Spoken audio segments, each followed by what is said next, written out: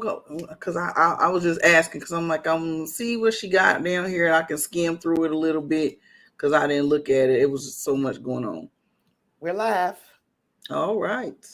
Hello, hello, hello. And welcome back to After the Snap. You just heard us with our little pre-show chatter. But I'm Tasha. That's D. We about to break this week down. This week's Yes, weekly wrap up, yes, entertainment news, and all that good stuff. yes. So what's up with you? What's been going on today in your life? Got anything new? Nothing. I planned on working out today, but that didn't pan out too well. So I think when we get off here, I'm gonna go walk. I guess I'll be by myself, but maybe I can get hubby to go walk with me. But I gotta stay moving because next week I gotta get back on it. Yeah. So you Um, trying to go? You said 3, 4 times a week. Yeah, depending. See if I could. I gotta look at the workouts, and then I could see where I what I could do. Like if they got like midsection conditioning, I can do that. Arms, I can do that. I just can't do the cardio right now, like back to back, because man, these knees, I need some extra lubricant or Hey, something. I'm what's like, up, Lysandra? hey Lou. You done gave her a nickname. Oh gosh. So yeah, I don't want to deviate from the plan. I'm gonna stay on the plan in 6 months. I'm hoping I done lost at least 50 pounds, at least. That's what's up. But it's not about the number. It's about how I feel, what my blood levels and where all your blood work But say and yeah, all that. So yeah, you try to be healthy. yes, and still eat real food. Gosh, I was just and this is a complete aside. It has nothing to do. I was just listening to a podcast as I was getting ready, and it was about junk food. Mm, And it did nothing but articulate something that I have already been thinking. Like they make it so simple, so much cheaper, so much easier to eat fast food. So if you yes. are a person who is of low income or just Mm-hmm. low income or low time, Yeah. that's where they get you. Yep. And the discussion kind of veered towards should there be some type of repercussions for people for companies that are being, because that's deceptive.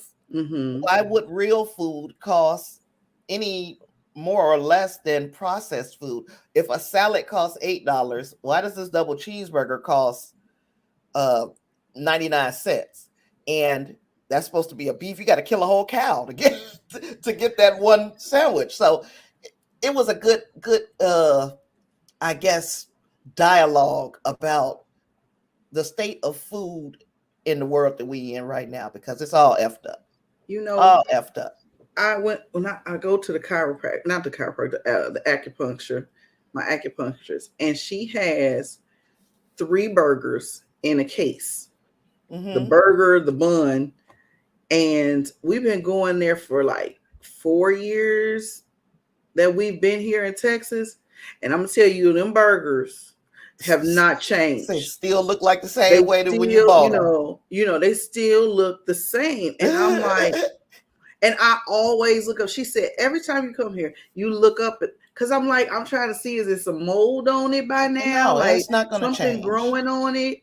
And that made me, a little more self conscious. I don't go to McDonald's. I love those they fries. But that was one reason why I cut out the McDonald's.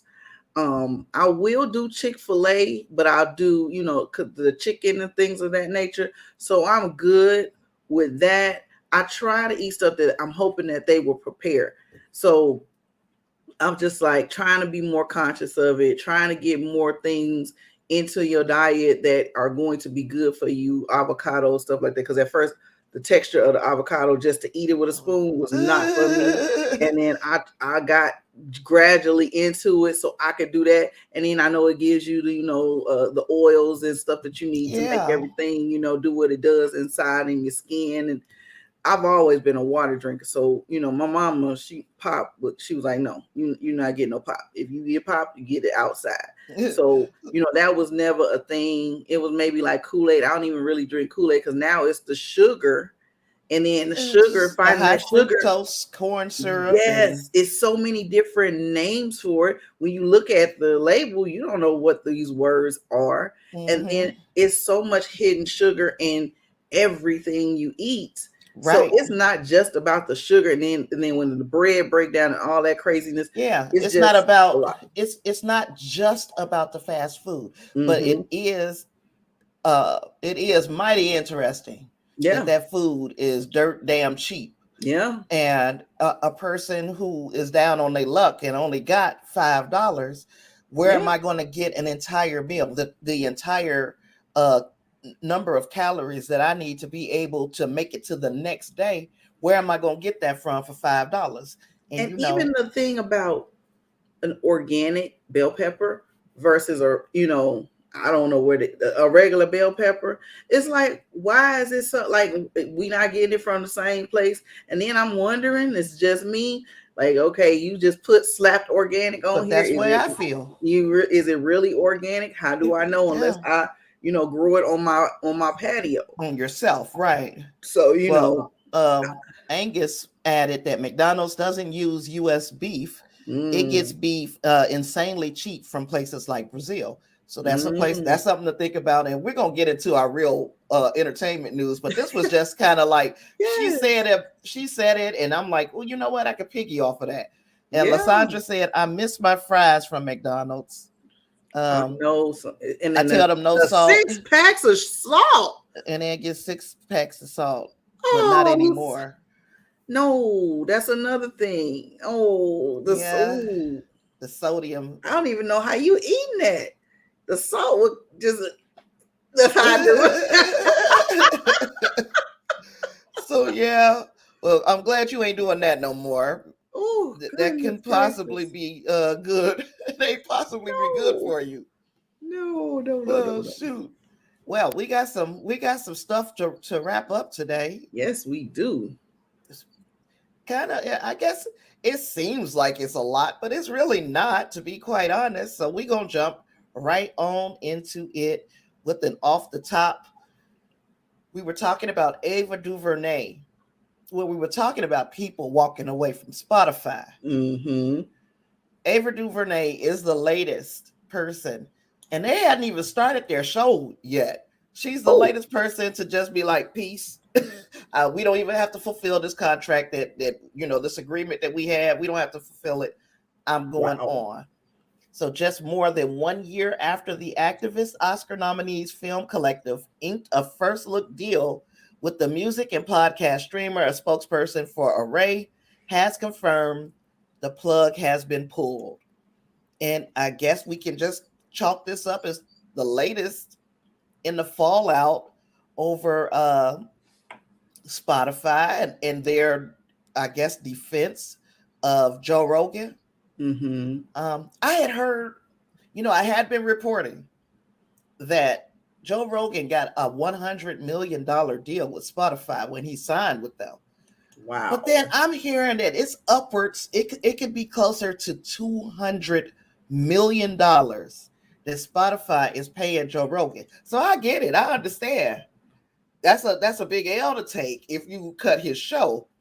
But good Lord, look at how many other quality, especially when you're talking just audio podcasts, quality audio podcasts that you're losing Yes. because of this debacle that started with Joe Rogan. You got any Yeah. thoughts on this old Spotify losing people left and right? Well, I do. I think that, for so long, people have been going with things because there's not a whole bunch of opportunities for certain demographics of people. And I think if that's how you feel and you standing up for it, I say bravo to you. Mm-hmm. If you feel that this is important, this is an important thing to you, and you just not gonna fall for anything, then it has to start, here. Um, So I say kudos to whoever, does this. But my thing is now, I didn't look into it, but I was watching Pierre. He is a comic, and he had another comic on there. I think it's Godfrey. And they were saying, or Godfrey was saying, that this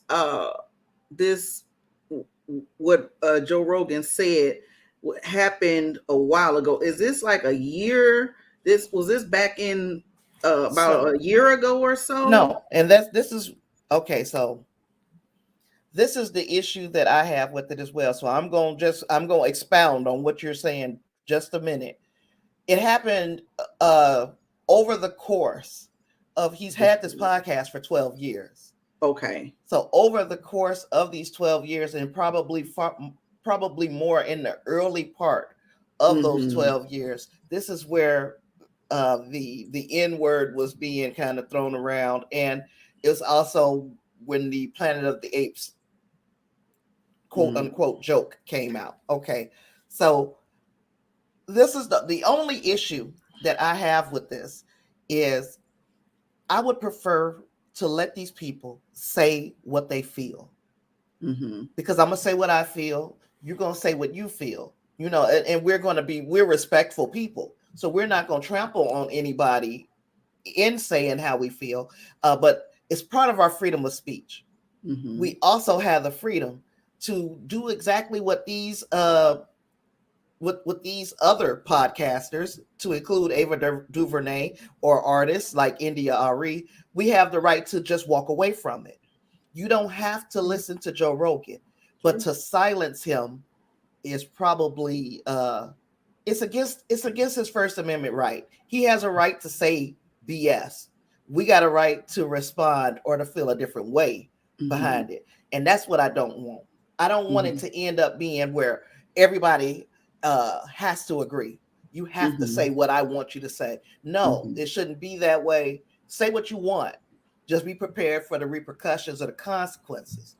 And it looks like Spotify is standing behind a man here.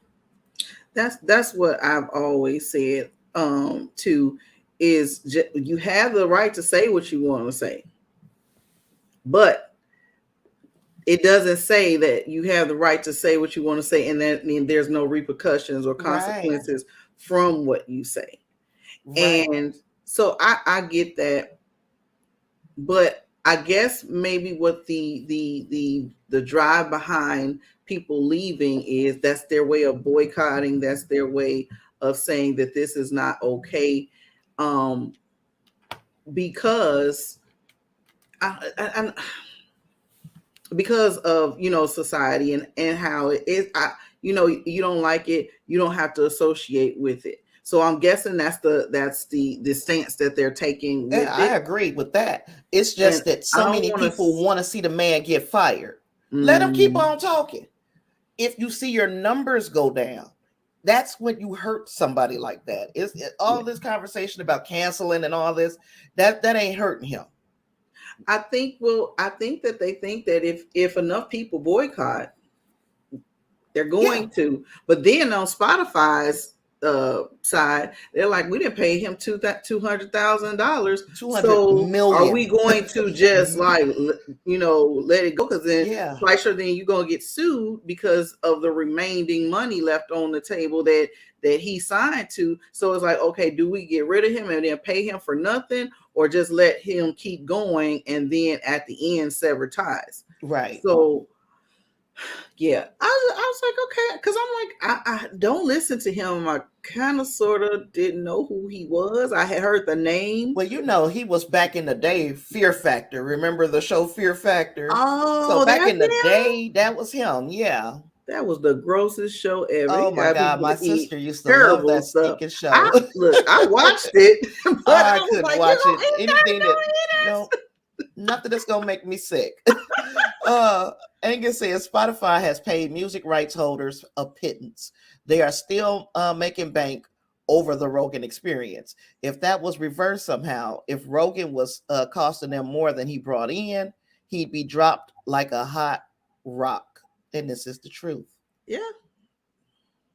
That's the reason why he got the $200 million, because of the people that he brought to, to that stream service. Yeah. Oh, and he's giving Lysandra a little word of advice. Um, Lysandra, I had to teach myself how to deep fry to get my French fry fix. Deep fry what? What are you deep frying? A potato. Because I made some potato French fries last night. Woo-hoo-hoo! I said, yes. Well, shoot. Well, so we'll keep our eye and seeing who else might walk away from Spotify, or it also is who stays. Yeah. There are a couple of podcasts that I do listen to that have exclusive Spotify deals. I'm staying for them, because I've never listened to Joe Rogan. So it's like I use Spotify for those podcasters who got in early and started those deals with Spotify, and they got exclusive rights. Yes, Angus. See what Angus put? He says sliced potatoes and canola oil. Okay. Exactly. Now, I'm going to tell you a little bit of crunch. You want a little bit of crunch on there, you can put them in a little egg wash batter and drop them in that grease, and oh boy. Oh, yes, this. Moving on. I was wondering when we were going to see some suing pursued against Disney. Yeah, so Rockmond Dunbar is now suing Disney for discrimination over that vaccine mandate that led to him leaving the show 911.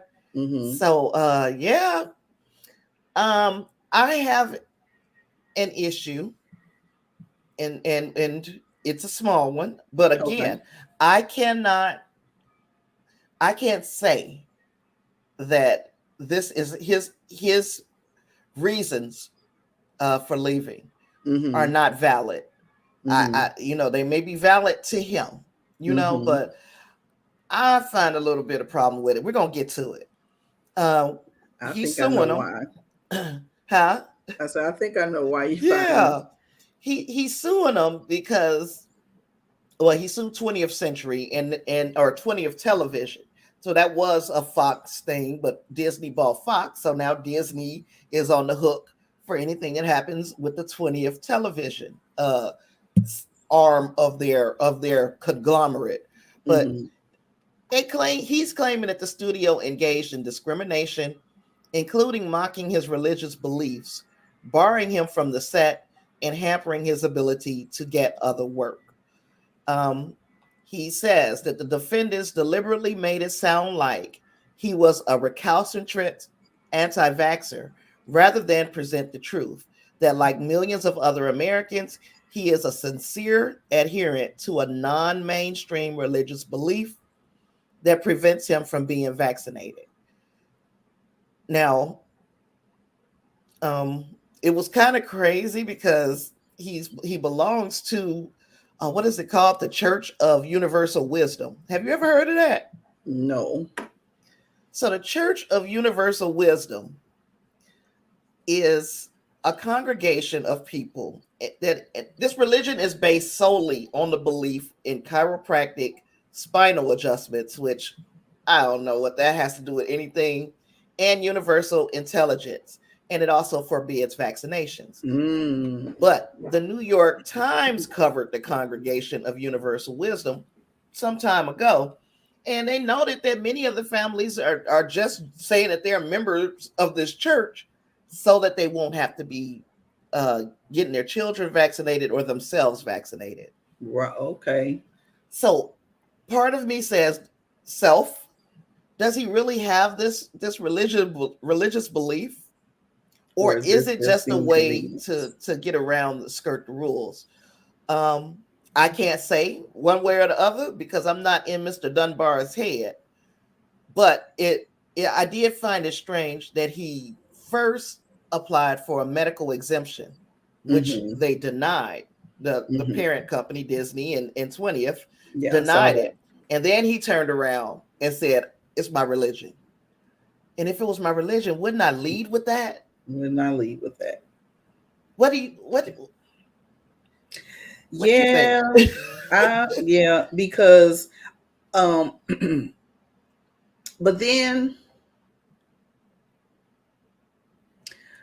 I would say, I guess maybe it depends upon the person, because the only reason why I say that is because being in HR, I've seen where people try to get the medical exemptions and they don't work, and then they go into religion. um so yeah, but I probably would have started, if it were me, I would have started off with the religious um accommodation per se, because that would probably, that you wouldn't have had to go through the other. That probably would have been like, okay, this is something that his religion practices, and maybe we should honor that. Now the other thing is, I'm wondering, is anybody else that is working on 911 or with that company at all have a medical exemption for this purpose, or a religious accommodation for this purpose, and his was just denied? That's where that's where I'm going with that. I'm wondering, is he the only one? Because if you're gonna holler discrimination, then it has to be show where somebody else is getting this treatment that you feel that you should be getting, and it's not happening. Then it's discrimination. I feel that, okay, that maybe it's something you did or something you said, or maybe they think he's lying. Maybe they didn't think that he was gonna go this far, because that could be part of it too. Because if he could prove that he has been a part of this religion, yeah, and that it's a no-brainer. Yeah, if he can prove that, then he should be fine. Even though we may not, and I'm going to pick up Angus' comment after I say this, we might not see the validity in this religion, because I don't.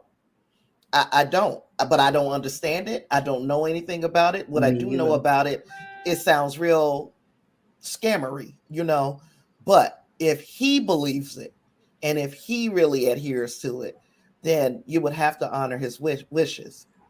Angus says, speaking as a non-Christian myself, I love Jesus, but none of the churches. That universal wisdom is whack. The only ones I cut slack for that are the Amish and the Jehovah's Witnesses. And Jehovah's Witnesses will get vaccines. They won't get blood transfusions. And I could do a whole show about that, about why I don't agree with that practice. But okay. Yeah. And he said he got other beefs with the Amish and the JWs. So yeah, I get it. And again, while I may not agree, especially with this vaccine, it's just like, this vaccine is not stopping us from getting it. If the vaccine stopped us from getting COVID, I'd be like, yep, ban everybody who don't want the vaccine. But we still getting it.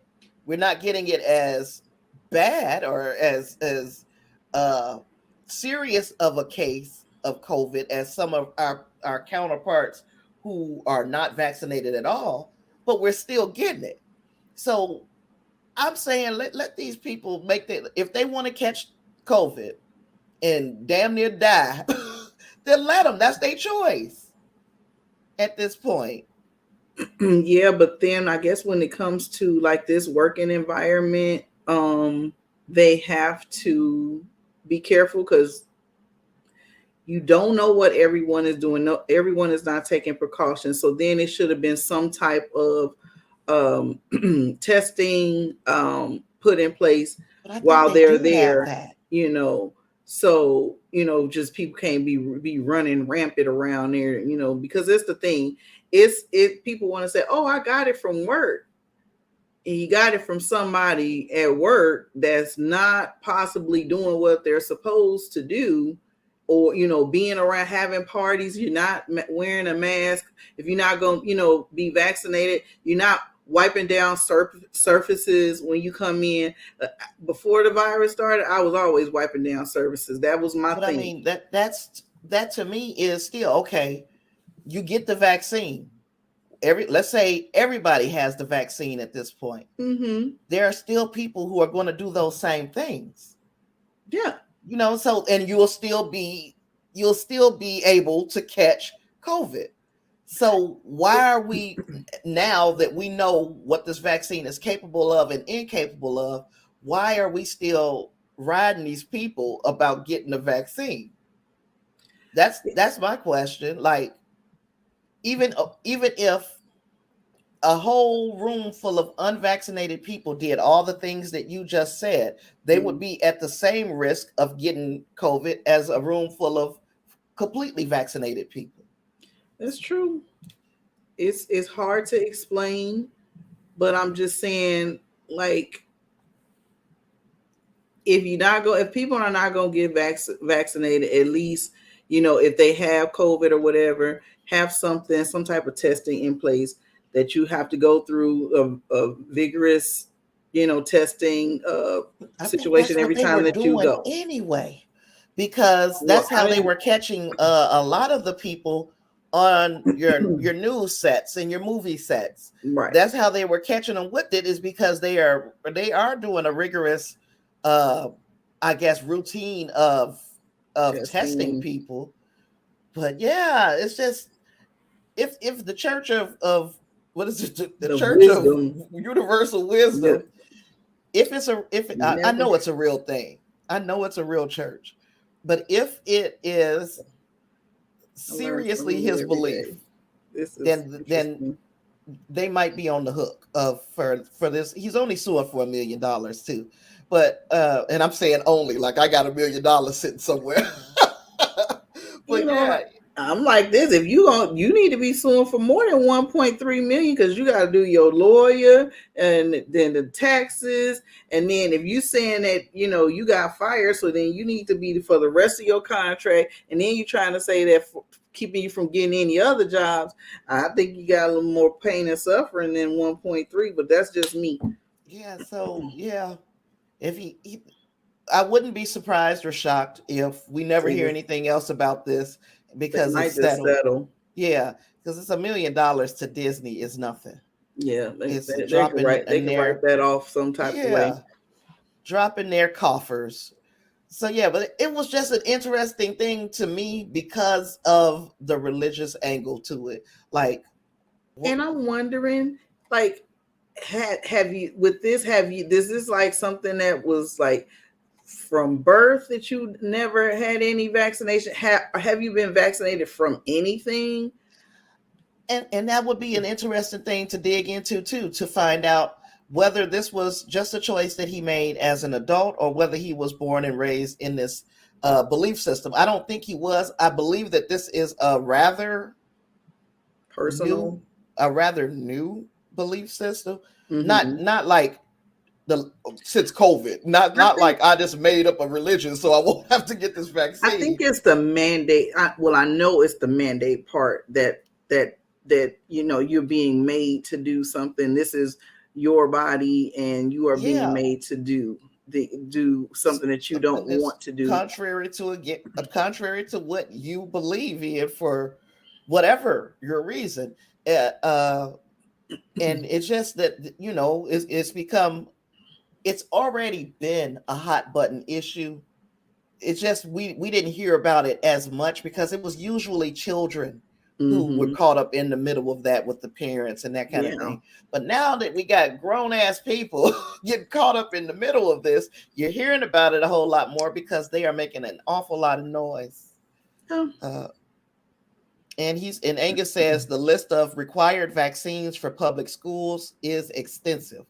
Yes. How extensive is it? Because I only remember like the measles, the mumps, what is the MMR, and polio.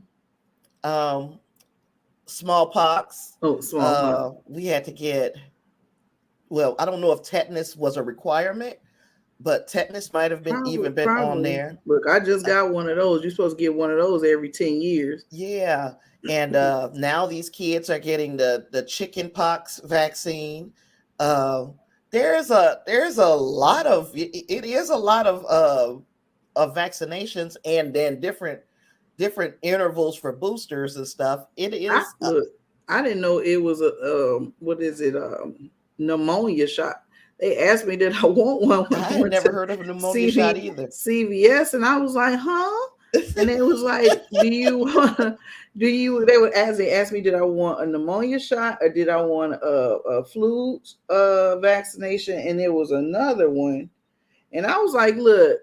At 46, I done lasted this long without them. I don't think the shingles. They asked Now, me that I want shingles, shingles. if you've had chicken pox, it is very much recommended that you get shingles. I mean, that you get the shingle vaccine, because that virus will lay dormant in your system, and then happy 60th birthday, here comes shingles, you know. So yeah, it's recommended to get the shingles. I know that. I'm cool with that.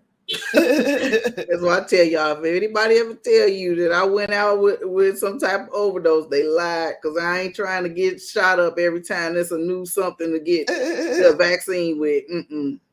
It's like I said, the exact list varies from state to state. But yeah, the ones that we are talking about were pretty much Indiana, because both of us hail from there originally.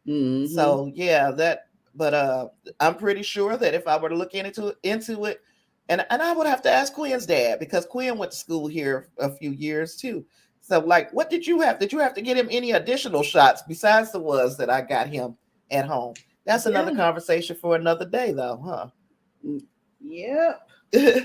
We're gonna talk about. I just don't. So like I don't. I'm wondering, is this going to be like some type of mandate to? Because some countries will not. I know Puerto Rico will not let you come to Puerto Rico without being vaccinated. Because my son and his girlfriend were trying to go, and she's vaccinated and he is not. And that was the only reason why he was going to get vaccinated, so he could travel. But they didn't know, at the time. And then like when you go some of these places, you really need to check out to see like what are their requirements once you get there, because they may require you to, quarantine for a certain amount of days. Right. And hell, if you only got 7 days of vacation, you just went over there to sit in a room and then go back home. You could have stayed at home. Yeah. So yeah, when I'm talking about like the stuff that I'm saying is I'm talking about people who are working and living in the United States, because yeah, when you go to Rome, you got to do as the Romans. So whatever they doing in other countries, you don't have a right to say, well, no, I shouldn't have to do it. No, in other countries, you follow them to the letter of the law. And Puerto Rico is what is a property of the United States, but they got their own rules. When you're trying to go someplace, you got to follow their rules. But here in the United States, because again, it's been an issue over many years of parents fighting against getting their children vaccinated for a lot of different reasons. And their reasons are, some of them are valid and some of them are one flew over the cuckoo's nest. But it's not for me to judge. It's for them to decide for their children. But now this is starting to hit these adults, and that is what they don't like.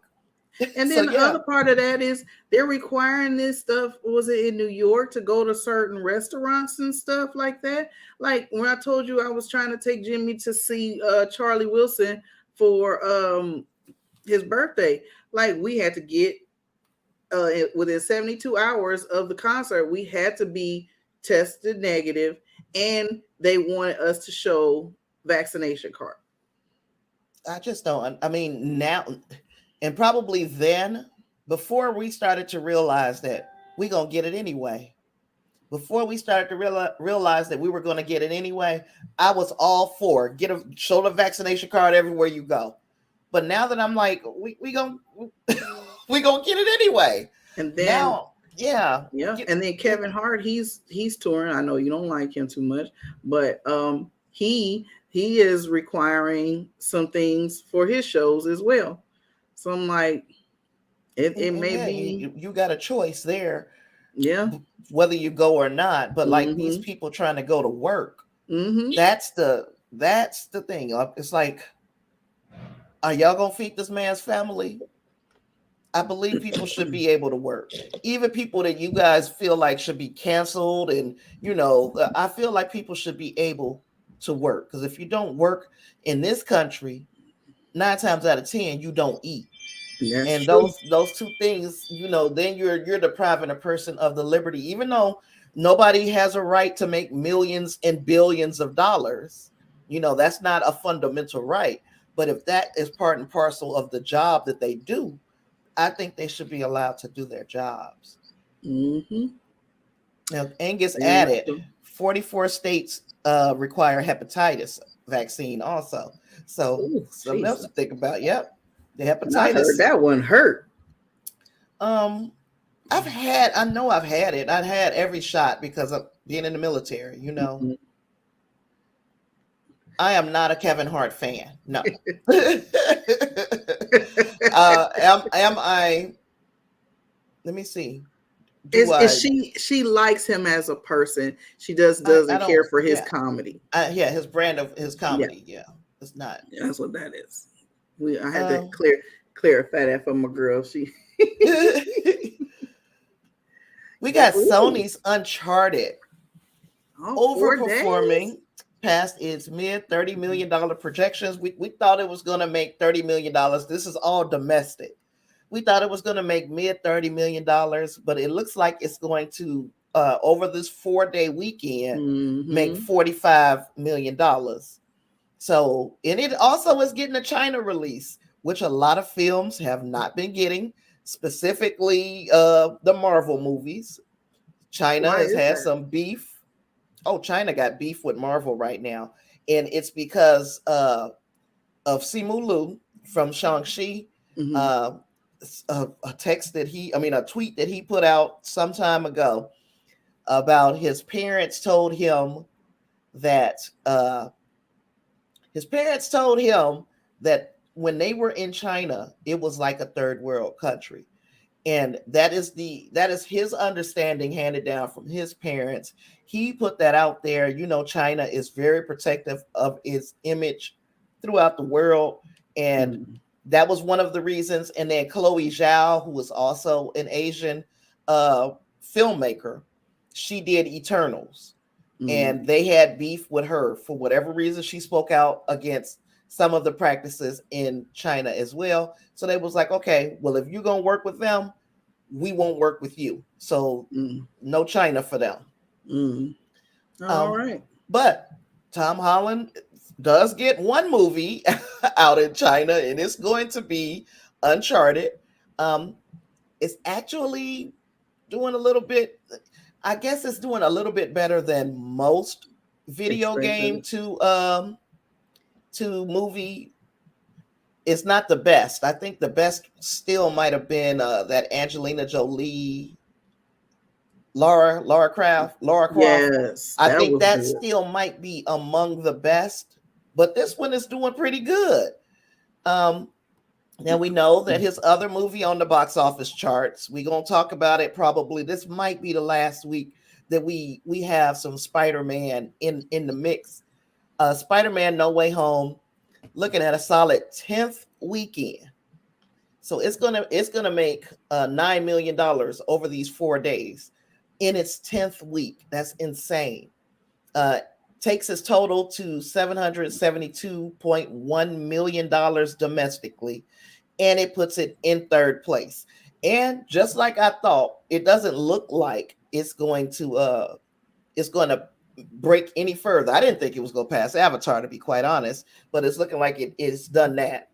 So it's already the third highest grossing movie at the domestic box office after Star Wars The Force Awakens, which made $936.7 million, Ooh. and then Avengers Endgame, which made $858.3 million.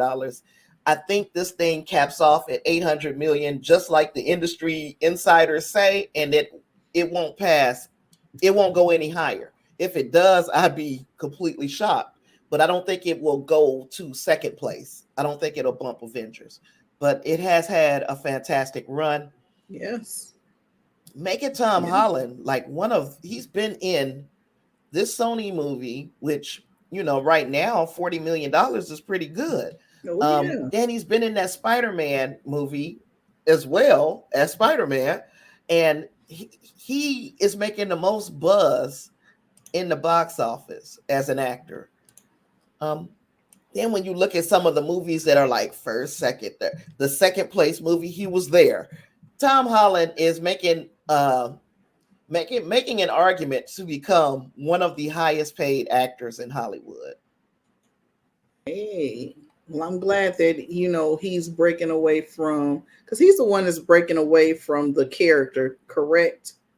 I'm not the Spider-Man character, because he didn't want to be in it, that be stuck in that one. Is that the one? He said that, but just like many people suspect, he may be saying that because he knows now that he's worth a bit more, so you'll have to sign him to a bigger contract to have him do these roles.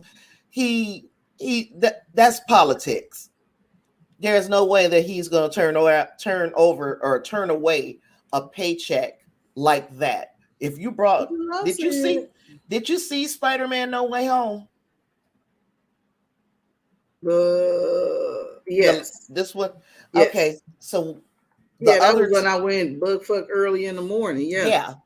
So those other two Spider-Men that they brought in, they had been done with Spider-Man for years and years and years. But the opportunity for this payday and for the fan gratification as well, we were gratified by it. But the opportunity for this payday is like, I can't say no to that payday. And I only got to do it this one time, or maybe now they're talking about making more movies with them. We don't know. Oh wow! It's a matter of, I think Tom Holland knows that he's a man around his mother, and that he can ask for a little bit more, and they'll have to give it to him because he's been carrying this franchise. So yeah, and Angus was agreeing that it was Tomb Raider that I was talking about. So I'm looking forward to seeing what Tom Holland gets into next. I'm happy to see that his new movie is finding a little footing for success, especially with Mark Wahlberg, and just the fact that it is a video game adaptation. They don't always do well. So that's good for him. We got another China release. The Batman is getting a China release date. That's a big damn deal, because I know me and you were talking about Batman the other day, D, and I'm like, yeah, I'm going to see that movie, and I expect for there to be no more conversation about Spider-Man at all once the Batman comes out. I hope I'm right. It will be a little bit, with the box office numbers and money that it brings in. That's probably about it, maybe. Well, more than I me. guess what I mean, like what I mean when I say I hope it's no more conversation, is that I hope that this movie makes enough at the box office where it doesn't face the unfair comparisons between this movie and that one, because they're two different things. Apple, orange, but it is getting something that Spider-Man No Way Home didn't get, and that's that Chinese market. Release. Yeah, because Spider-Man, think about it, made $1.8 billion without China. What can Batman do with China? Yeah. And that take over this whole thing. That is my question. That makes this a little bit more exciting. I was already excited. Please don't get it twisted. I'm already excited. I'm excited to see how I don't know his name. I just know him. Robert Pattinson. I just know him from my favorite vampire sagas. Yes. I'm interested in seeing him in this light to see what he does with this character. I am hoping that he knocks it out the park, I am because too. the DC fans are a fickle bunch. Yes, Now, they are. I you learned that when I was when I was at work. I'm like, and they were talking about it, and I knew a couple of associates that were into all of that, and I asked them, and the Batman, not the Batman, the Superman movie. There, Superman, was it Superman or Batman? They don't kill people, and I was like, both of oh, them. they were so upset. And I'm all for this. Okay, if I tell you, D, you gonna come here and do my room over, my complete room. I'm giving you the keys to the kingdom. I cannot later on come in here and be like, D, you fucked my room up. You know what I'm saying? I mean, technically you can. No, I cannot, because I Yes, gave because you if you don't creative love it, liberty. and I would want to know that you love it. But I mean, if I didn't give you, okay, these are the things that I want you to do, and these are the things I don't want you to do. If I told you whatever you do, I'm good, and then you come in here and do it, and now all of a sudden I got all these complaints. I don't think that's fair. So I feel like Zack Snyder had a job given to him by Warner Brothers. They said, you can do all of these movies. We giving you the keys to our freaking kingdom. And he made something in Zack Snyder fashion. And I don't know if the studio got mad, but the fans got mad. Ooh, And I'm like, yes. Yes. They told him to do what he wanted. So yes, Batman gunned a few people down, and Superman snapped somebody's neck. That's the type of shit that you will see in a Zack Snyder movie. Who couldn't have projected that was coming when you hired Zack Snyder? It's true. You knew what you was looking for. Just like I know that if I'm like, D, whatever you want, and I'm gonna come in here, might be some leopard in here. I can't get mad. I know who I asked to do this shit. You know what I'm saying? It will definitely be some leopard in there. Definitely be some leopard. I would go with like a leopard bedspread and pillowcases and stuff. That is me all day. And I would think that because I've seen you wear little leopards and some little leopard. I don't have a problem with leopards. I mean, it's just an example. It's just because I knew that was some shit that you would do. Like, okay, she want me to do her room, all right. Look, and it's so funny because I got my eye on this leopard bed set, and I'm looking at her, be like, "You would just sleep in that? Because sleeping like animals." It's in my cart. I'm like, it's gonna be fire. Angus said part of Zack Snyder getting that job was upon his work with Sucker Punch, and again, that Sucker Punch is coming back up. I got to film a video just for you about the Sucker Punch. I was asking her about that Sucker Punch. Had she watched it? I watched it, and I need to watch it again. I get a certain, I don't want to make this my review, but I get a vibe off of the surface level things that you can see that he was attempting to do with this movie. But I know that there has to be something, or I'm always looking for something underlying. It don't have to be, but I'm looking for it anyway, and that is an issue that I have with movies. That's why I watch them. Ones that I like, I watch over and over again because it's always something new. But yeah, yes, even years after, you be like, I didn't see that. Yeah, especially movies from way back, and I'd be like, you know what? I was sitting here trying to think of this, and they showed it right there, just like the movie The Sixth Sense. That it could have been. Once you know the twist in the movie, you cannot unsee the fact that things went a certain way as the movie progressed. I don't want to spoil it, even though it's 100 years old. Somebody might be planning to go see it. Well, if they ain't watched it in over 10 years, hell, yeah, that's I feel like there is a statute of limitations on spoilers, but I'm not going to spoil that. And spoil that. I'm not going to spoil it. I'm not going to spoil it. That's not right. But yeah, so I feel like while I might not have been the biggest fan of some of the choices that Zack Snyder made in his movies, he did it with permission. So please, I hope that these people don't hold against Robert Pattinson the deal that happened with Zack Snyder and his take on it. Well, we'll see. We shall. It's We getting will closer. I bought my definitely see. ticket last night. So How long was you online? no, it didn't take long at all. But yesterday wasn't the first day that they started selling tickets. But remember when for Spider-Man No Way Home? Yes, That I night, remember like it was yesterday. yeah, when I was trying to buy them damn tickets, For 3 and I hours, was we on the on, phone yes, in the middle of and the night. yes, on the first day that you could buy the ticket, I was trying to, the first minute you could buy the ticket, I was trying to buy the ticket. I finally got my ticket 3 hours and some change later, and when I went to the theater, that thing was packed.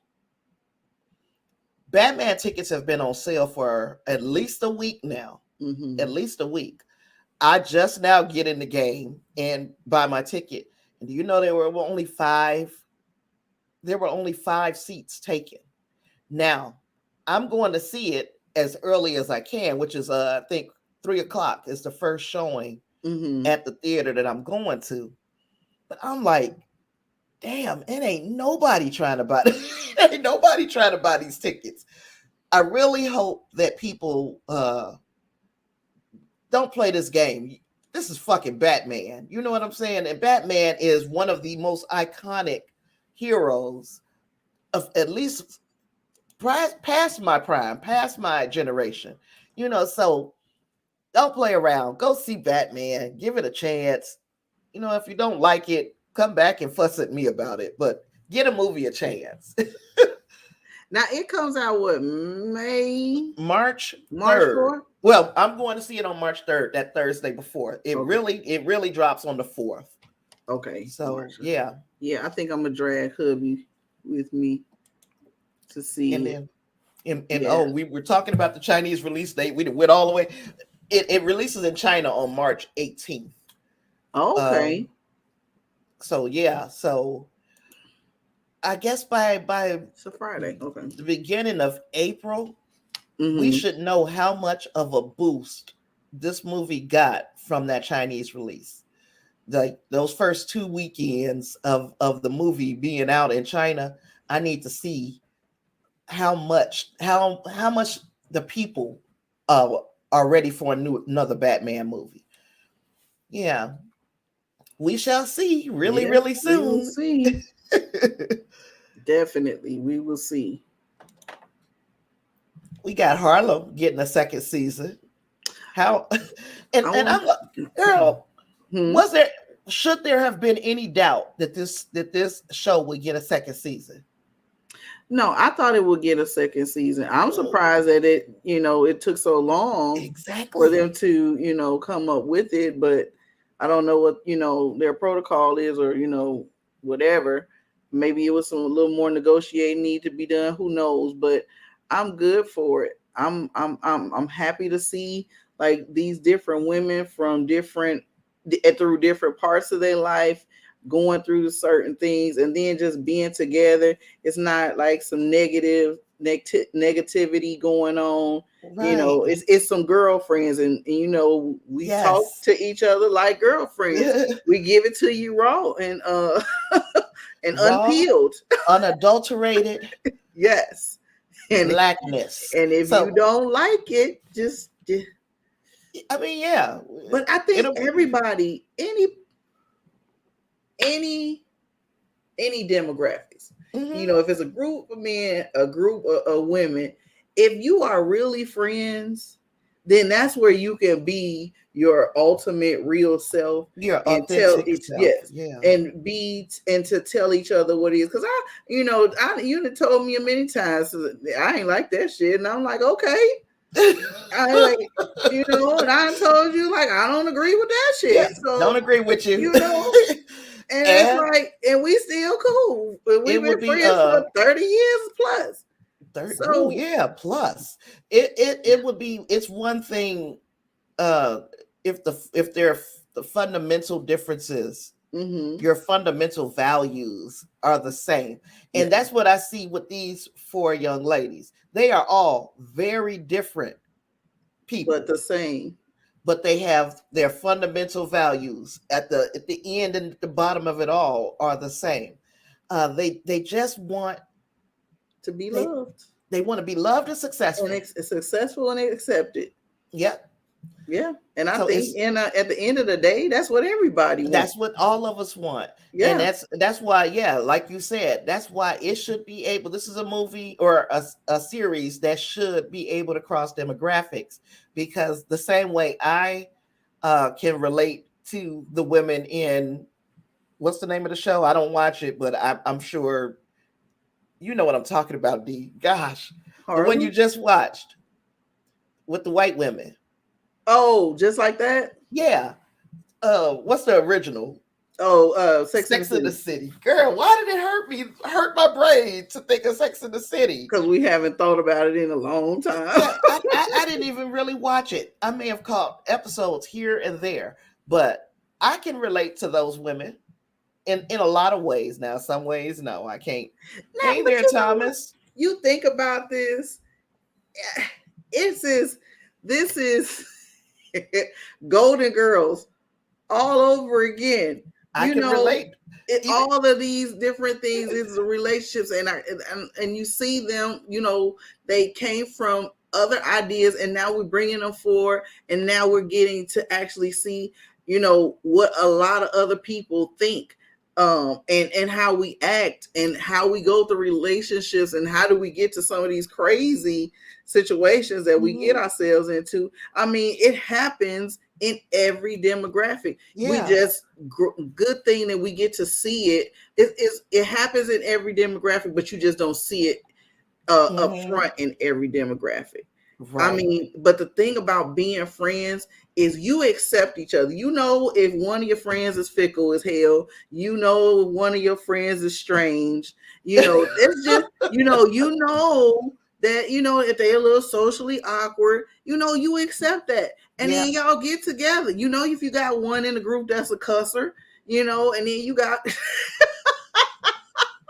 you know what I'm saying? It's like, and then you got one in the group that's just like, you know, God, get your shit together. You know, you have all of that. Yeah. At the end of the day, it's like you still have this love for these women, because Yep. these are the women that you could go to and just be naked, not physically naked with, but Right. naked But with, yeah. and they not judging you and tearing you down. They will tell you about yourself if you get all out of pocket, but it's all in love.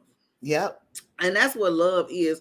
You know, you love everybody for who they are and what they bring to the table. And if you can't deal with it, then them not the people that you should be hanging out with. Exactly. Everything ain't for everybody. Ain't that it? But Is that said that some Harlem, spam right there? it's always spam, girl. And I just Hi, Thomas. we gotta block that person. Oh shoot. Where my mouse go? Be losing this Okay. thing. Hey there, Thomas. Everybody is well as far as I can tell up in here. I think Yes. we're doing pretty good. Yes. But the thing about Harlem, and if you remember me when we first even started conversing about this show, it snuck up on me. I had no idea what it was. It looked like it was marketed towards me. I clicked on it and I never came out of it until it was over, you know. And then I came and told everybody else about it. And other people were like, I don't know why I'm watching this. You know, even Clarence, remember? Clarence was like, I'm watching it too. Now I'm not good with their names, but the one in the white coat and the one in the black and tan, them were my favorite too. Yeah. Yes. And But her you hair know what? is I loved them everything. all. I loved them all. I love them Yeah. all, but them my favorite too, right there. But yeah, so it says it sparked social media buzz when it premiered late last year, and much of the conversation was centered on celebrating the series for highlighting Black joy. And that I cannot argue with. That's what it did.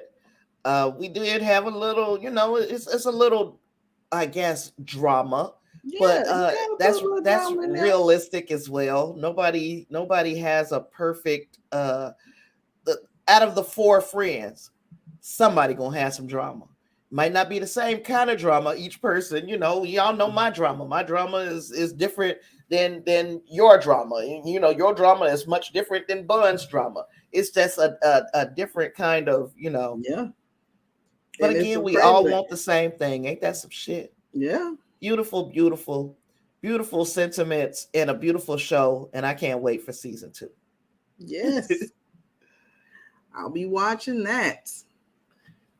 Can't wait. Yeah. Atlanta is going to end with season 4 on FX. Now, And there are going to be some heartbroken people. It's going to be some slow singing and flower bringing when this show leaves. I have never watched this. I've watched some of it. I haven't watched it all. My son is a huge fan. And we will sit and watch some of it together, and sometimes he take off on his own to watch it because he knows how I am. But what I can say is all 4 people in this cast, they started out not as unknowns, but their star rose like 100% after being involved in this show with this I guess this cast of people bring out so much of the best in acting from each other that other franchises were like, we got to have that person. We got to have that person in our movie. We got to have that person. That person's got this range. That person's got that range. It is the show that launched a lot of careers. That's always good. Yeah. You got to find your way to get out there and get seen. And boy, it's just excellence. Donald Glover is he reminds me so much of what Kanye West, how he used to be, to have that kind of genius where you can play, you can produce the music, you can sing the music, you can rap. Put together these TV shows. He's got that deal with Amazon Prime, I believe, where he's going to be doing some shows for them. Donald Glover, his fingerprints are all over this. You can feel it in his DNA. His DNA is in this show. And he said he always intended for it to be a 2-season show.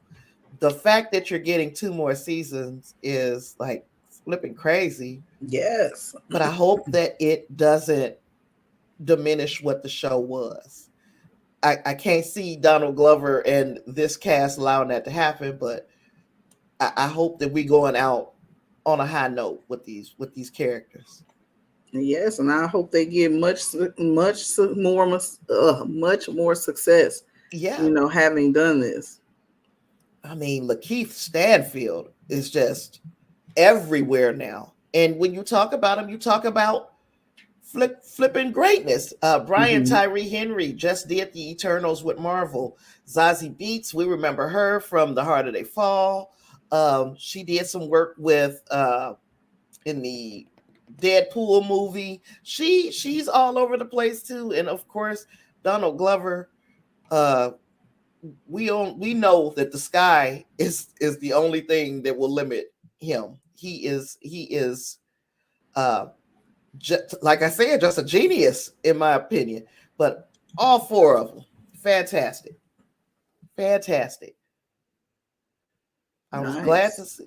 I'll be glad to see them in their next phase of their career after Atlanta ends. Now, I know we talked about him having a deal with Amazon Prime. And I just want to put out there, did you see the email that did Amazon Prime send you an email about the subscription going up? Yes. And you know what? I'm okay. What is this? I'm not. I'm okay. I'm not. Me and hubby are going to have to share our account. They're not getting $139 times 2 from this household. Yeah, because there's no need to. But I feel like I get it because you see that they are starting to put far more money into the series that they got coming out. Yes. So now they're like, okay, it was one thing when we were just doing the shipping. I mean, I know you understand this better than anybody, but it's one thing we were just doing the shipping and people kind of sometimes watched Amazon Prime. A lot of people wasn't checking for Amazon Prime all the time, but now they got all of this original content that they pouring all this money into. That money got to come from somewhere. It does, but I just feel like it's some parts that you would get more because it's some things that you still have to subscribe to through them to get certain services. Now, if you're going to include like some other things in there and cut in within the $139, then I might come around and be a little more nice. $139. I know it's like $14, like $14.99. Okay, so are we paying the same amount to HBO Max? Only when I need to see these certain shows, right? But I mean, HBO exactly because there's nothing else. You're not getting no other deal with HBO Max. You're only getting HBO Max. You're going to get these series that we got on HBO Max, and that's it. We ain't delivering shit to your house. We're not doing nothing else. We just giving you HBO Max. Well, I think with Amazon that you're getting far more. I see what you're saying. I still don't like it, but I see what you're saying. I know exactly what you're saying. I know you don't like. None of us like parting with it, but I can. Because Netflix sent me the same email. They raising the prices on Netflix. So Netflix is another one of those. I'm not getting shit but movies. You know what I mean? But do you want these movies or not? If you want these movies, you go pay for them. And that's the way I feel. Yeah. It's not $139 a month. It's $139 a year. Yeah. No, we will not be. $139 a month. Yes, I would guarantee you I would be stealing that service. Oh gosh. Thomas said Amazon has to make their money to make any Stargate TV show. Yes, because you think about it, we got the Wheel of Time, we got the Lord of the Rings thing we got going on, we got the Reacher show, we got the Ryan show, and then you're talking about bringing Stargate, freaking James Bond, all of these different things that they got coming in. They're gonna want to make some more money off of them, but the only way they're gonna make it is if we give them the money to make the money. Oh God, some more subscribers. Yep. Yeah, that's what it is. Shoot. And they know if they get you if we get you for the shipping and all of that stuff, then you stick around for the shows. But if we get you for the shows, that's what you're there for. Even though you might use the shipping and stuff like that, if we can hook you with our shows, we got you. And that's where they're trying to be. And I'm for it. I'm for it. Yeah, I wish it didn't have to cost more money, but I'm like, dang, can you at least give us another year out of the pandemic stuff? Jeez. Right, because they coming out swinging. I believe even, and I have to, before I say it, this is a rumor, that even HBO Max is going to be going up. And that is because look here, after Euphoria is over, if it ain't nothing else, they gone. Say it's a wrap for them. HBO Max, what I love about them outside of the shows that we currently watch together is they put out some very well-produced documentaries. And that is what I love about that's what I love about HBO Max. Their documentaries be off the chain. They don't miss. So so if you are a documentary watcher, that is something. Never mind then. Even though, mind you, we could get some documentaries on Netflix. They are hit and miss to me. But them the ones over there on HBO. yeah. Because Brian Gumbo is the 28th season the sports what is it? What's the sports one he's been doing for 28 seasons? Oh God. The sports show he's been doing. Not for 30 for 30. No, not that I'm one. about to say, God, I'll die if it's been out that long. It didn't feel like it. Inside Sports, is that what it's called? Oh yes. Because I think they just had the 28th season come out of that, and then I think the first season was about Antoine Brown, which I'm gonna have to look at that. Oh, and Thomas said, if you like documentaries, Curiosity Stream is only $20 a year. There's so many Curiosity Stream. I had it for a while. Curiosity Stream is a very niche, though. It's like you're going to get some true crime. You're going to get a lot of science, which I love. I like science. And some true crime, a lot of science, a lot of techie type stuff. Now that PBS, Angus, she said that she was raised on PBS. Oh yes, I was stuck in the house for like 2 days. Didn't want to go to the bathroom. Press pause because I was watching the PBS channel. I'm like, oh my God. There is a new docu-series coming out on PBS. I cannot think of the name, and hopefully it'll come to me before we end the stream today.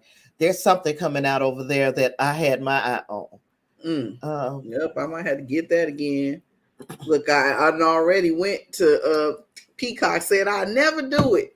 And you done got me, Tasha. It's all your fault. And oh gosh, and if you guys want to discuss Bel Air, because that's what we're watching. We'll discuss that tomorrow on Stream Something Sunday. But yeah, Bel Air has got a stranglehold. Jesus. Oh gosh. So yeah, Stranger Things though. Stranger Things has been renewed for a fifth and final season. That is ahead of season 4. We know that the show is going to premiere soon, but it's going to be in 2 volumes. The first on May 27th and the second on July 1st. Now, I think it is 9 episodes to this entire season that's coming out in these 2 bricks, but they say these are going to be some long ass episodes. They said the runtime is far longer than any season that we've had of Stranger Things prior to this. And I honestly thought that this was going to be it. It kind of makes me happy to know that there's one more season, but these kids are old as hell now. And I'm wondering, like, they're starting to look their ages. And I'm like, how are they going to continue to be children? I guess that remains to be seen. The last time we saw them, they were probably 12 to 13 years old in universe. But now you've got like Finn Wolfhard, who we saw in Ghostbusters. He played the brother in Ghostbusters. He's starting to look older. I mean, he's not, he can still pull off a teenager, but he's starting to look older, which means Bobby Brown, she looked grown when you look at her in, outside of the series. The little black boy, forgot his name. He looks old as hell, though. I'm like, these kids are starting to be too old to play 12 and 13 years old, but we'll see how they go with it. Now, is this like so I've never watched this. Is this like a sci-fi type? Because it was on my list of things to watch, but I never got to it. Kind of be like sci-fi fantasy. Okay. And yeah, it's a little. And they have potential spinoffs. Oh, I'm wondering, who are they going to spin off? So, what does it say? Duffer Brothers tease. Oh no, I guess those are the people that. Yeah. The producers of. Okay. Yeah, I don't know. We'll see. Soon to be seen. Angus says, so one time PBS had a Monty Python marathon, uncensored. I sat there and watched the whole series twice. one sitting at age 9. I think I recovered rather well. And he said, take a small pack of kids and add in one girl with quality. Oh, with reality. Wow, I'm doing this with reality bending psychic powers, and the kids need to cope with that. Yeah, and that's Stranger Things, what he just described. Okay. Yep. It kind of it'll give you kind of Lean on Me, kind of it kind of get a vibe. Yeah, so It. Yep, I hope it's the old It, not that dumb new one they had. Oh, I liked the new one. Oh gosh, yes, I did. And I don't even like clowns. So I know, I'm shocked. I was just about to say you don't even like clowns, and you watched clowns do a little something to me too. But I did watch it. Yep. Girl, anything after Killer Clowns from Outer Space, I'm pretty much good now. What that do for you? Look, I told my whole age right there. Okay, and now we switching. Yes, I guess just watched the clip of this T.S. Madison show. A lady interviewed her. Yeah. So now we're going into the gear of not stuff that's been renewed. We just talking basic television. And I'm wondering to myself, why is Monique still dredging this shit up? I know she's hurt. And I know she wants people on her team, but I'd like to see the woman work again. I ain't saying to kiss nobody's ass, just keep their name out your mouth. You know what I mean? She sat down with TV personality T.S. Madison on February 16th, and she spoke about the ongoing lawsuit that she has against Netflix, and she also explained the ordeal between herself, Oprah, and Tyler Perry. Now, I'm like, they done moved on. Unless they talking about you off camera and, behind your back off camera, they've moved on. You still talking about this, and the only person that's getting hurt by it is you. What do you think about any and all of this? Am I being too harsh in my thoughts? I mean, you at the end of the day, you call it how you see it. I didn't know, so I watched. It was like a 16 minutes, almost 17-minute clip of it, and I watched it today before the show. She is definitely hurt, but I think, but she doesn't have any malice towards like Oprah and Tyler Perry, because she says that she still loves her and Lee Daniels. But she said that when she did Precious, she said when she did it, she did it because it was an independent film. She did it for $50,000. She said once contractually she fulfilled her obligation for that, then it went to the movie went to the Sundance Festival. Mm-hmm. And some other places. I can't remember exactly what she said. She was saying that was where she was having an issue because she didn't feel like she should do it for free. I don't know if in her contract she even what it said in her contract beyond actual the $50,000 what she was being paid for the movie. Then I don't know if it says and other what do you want to say, what's the obligations? Yes, other obligations. I think because in that video she said a lot, because she talked about Amy Schumer.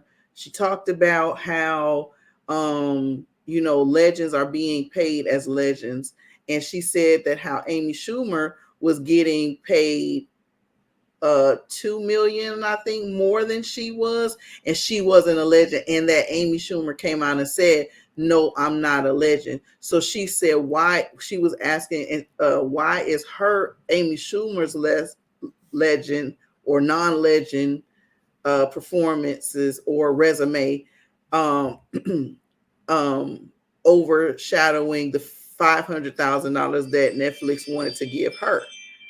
Okay, so in November of 2019 now, or yeah, because this was right around, this is roundabouts the time that Netflix made the offer. So roundabouts that time, they make her an offer for $500,000. They paid Amy Schumer $13 million. That's okay. So with Amy Schumer in 2019, her name was on everybody's lips. I'm not saying that difference in price should be that much, but everybody was talking about Amy Schumer. Amy Schumer was the comedic it girl at that time. Doesn't mean that okay, I get 13 million might be a bit much, but Monique to feel like she should have been offered the same thing, I don't think that is realistic. She was no longer relevant.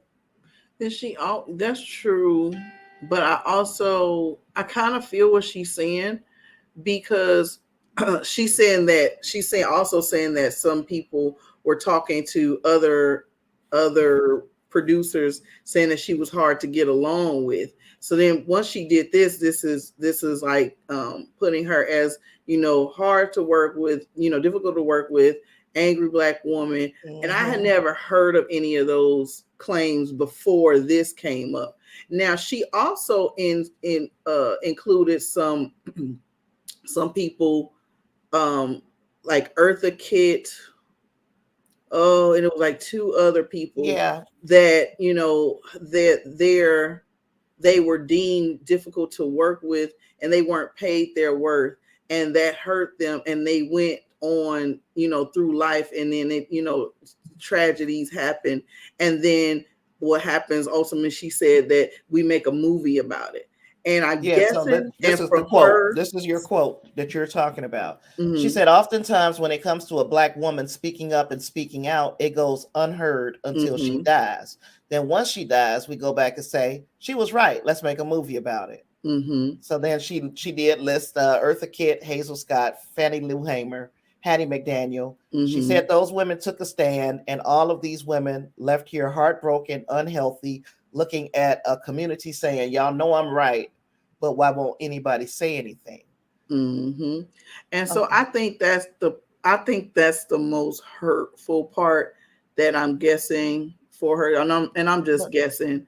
And this is my take on that same thing, though. It does sound like she's beating a dead horse, but it sounds like she wants people on her side, so she knows what to say. These are buzz statements. She's comparing herself in this situation to Eartha Kitt, Fannie Lou Hamer, and Hattie McDaniel. Now, I'm not saying that there is no racism.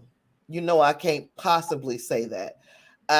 There are discriminatory hiring practices. I definitely see that. But when you are trying to go from 2009 or 2010, from getting an Oscar and then getting blacklisted, to 2019 and trying to make a comeback, you kind of have to make your you can't expect for it to be the same as it was when you were at your height. I don't know I'm thinking now, well, she did also say, going off of her resume, whatever her resume is, she feels that she's worth more. She got an Oscar. Hell, she even said that, when she talked to Tyler Perry, that he was trying to explain to her. And then that's the part where it's like they're trying to explain to her, what it is they're trying to get her to do. So like so he basically said something to the point, I'm paraphrasing, like, if you do this, and you win an Oscar or you get nominated, your worth, your money, your network, not network, but your worth will go up. So your pay range will go up. And I think that she was so set into what she believed, that she wasn't even trying to hear that. Like, it's sometimes it's like you got to do a little bit and to get where you want. And she's feeling that she's working for free. And she said her family is a priority. So it basically, when you hear people saying they're not going to get out of bed for example, 10,000 or more, that's basically what she's saying. Her family and her babies and her husband was more important, and they weren't bringing any dollars to the table from what she was saying. I think she's beating a dead horse, but I also think she's trying to stand up for something that's right, and maybe going about it the wrong way. And going back to just basic movie, like, if you are a part, especially of an award, look at the way the awards contenders comported themselves this year. And the movie, even the smaller, more indie movies, those actors went out and marketed for their movie. Mm-hmm. I don't know what made her think that she wouldn't have to do any of the press junkets. Part of what made her, I think, get a little cocky was the Oscar talk. Mm-hmm. She played the hell out of that role. She deserved the Oscar. I didn't like the movie at all. But you got the Oscar. You're not just working with no name directors, and you're working with a movie that's executive produced by two of the biggest names in Hollywood. That's Oprah Winfrey and Tyler Perry. What makes you think you were going to walk into that situation and do less than they did for the movie? You get what I'm saying? I get it. And Oprah says, we're gonna send a private jet to pick you up to do this shit. Mm-hmm. And she's like, oh no, I'm not getting up for that. I've got children. You had kids. That's part of the reason. And she said you could bring the kids and everything. This is part of the reason why you took this job, I'm sure. Because you got kids. Not saying I think we understand better than a lot of people that you don't want to miss out on your kids for doing, because you had to go to work. But when somebody is telling you you can bring your kids with you, the only thing I can think of, D, packing their damn body up, was that funky ass husband. That is the only thing I can think of.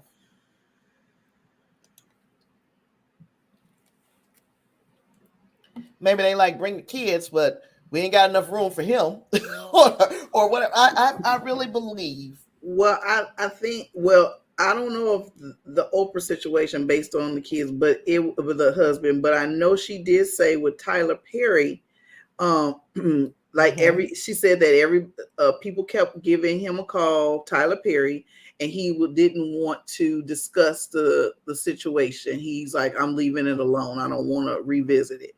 Mm-hmm. And then all of a sudden he said, okay, I'll revisit it. I'll talk to her, but I don't want to talk to her husband. Yeah. And that's what the fact that was added makes me feel like he is part of the problem.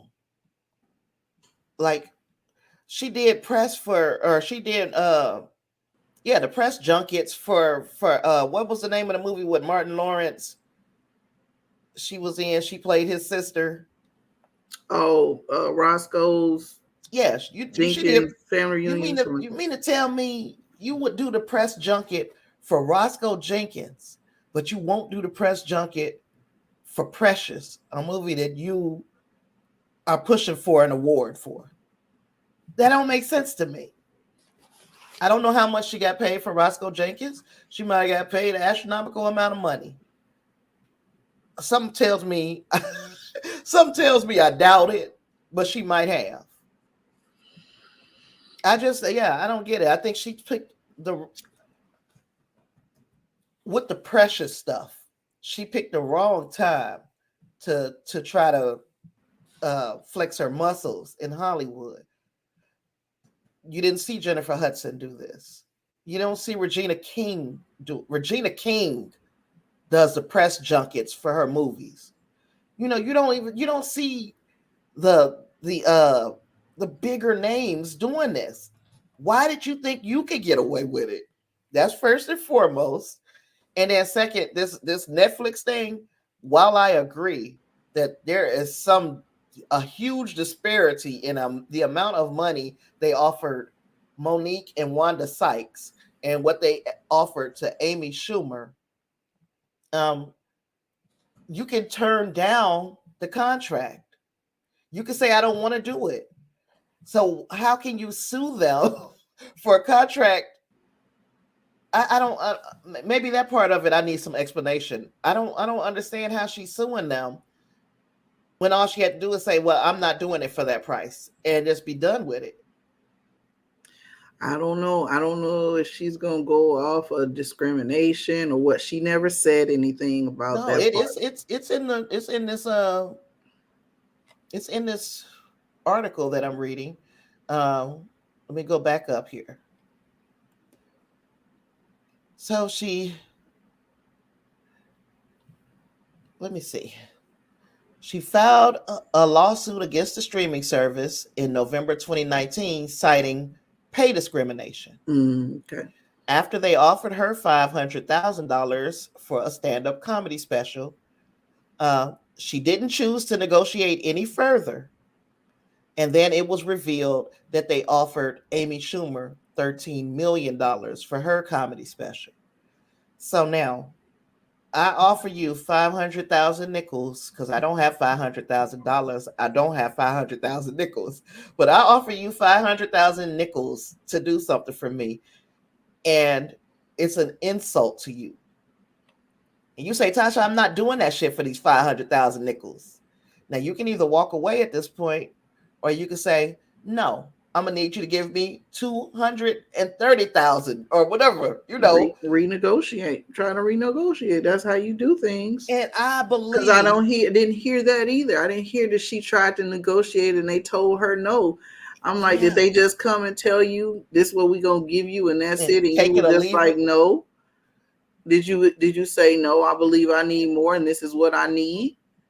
And that's why I say it's like she's being puppeted. And I hate to say that about a black woman or any woman for that matter, that it feels like she was doing just fine until this I can't say that for sure, but it looks like the other part of that is not only is he her husband, he's her manager as and that well. makes it even worse. Yeah. Makes it even worse. There's one thing I can say. Now, this ain't got nothing to do with what we're talking about. Mm-hmm. Like Kanye and Kim, how we had been talking about them over the last few weeks. And if I wanted to, I could tell you some shit. But the only thing I'm going to tell y'all some shit about today, because I decided I made a very conscious choice that I wasn't going to talk about their relationship. But one thing I like that they did is they walked into that thing with a prenuptial agreement that says, my assets are my assets. Your assets are your assets. And whatever we walked into this with that is yours, you walk away with. She doesn't want any spousal support. She don't want nothing from them. She's already got everything that she agreed to in the prenuptial agreement, which was the house that they're living in. She had to buy that from Kanye. So buy him out. Mm-hmm. Yeah, see, she bought him out, $24 million. I like that because Kanye now, he doesn't control her career in any way, shape, or form. Him walking away doesn't hurt her brand in any way, and vice versa. Her walking away from him, he got everything. They both were billionaires. Mm-hmm. So walk away together, walk away from each other, and nobody comes up. I'm wondering what the situation is with Monique.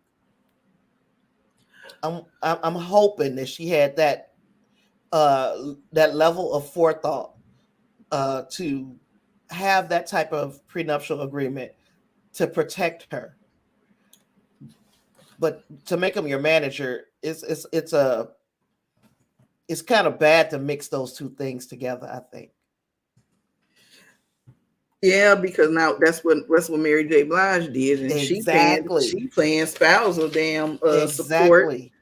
And I She don't can't. know, I thought I heard her say they had a prenup, but I'm like, what kind of prenup was that? But you know that being married, it's a business situation, especially when you on that level and you have that amount of money. Right.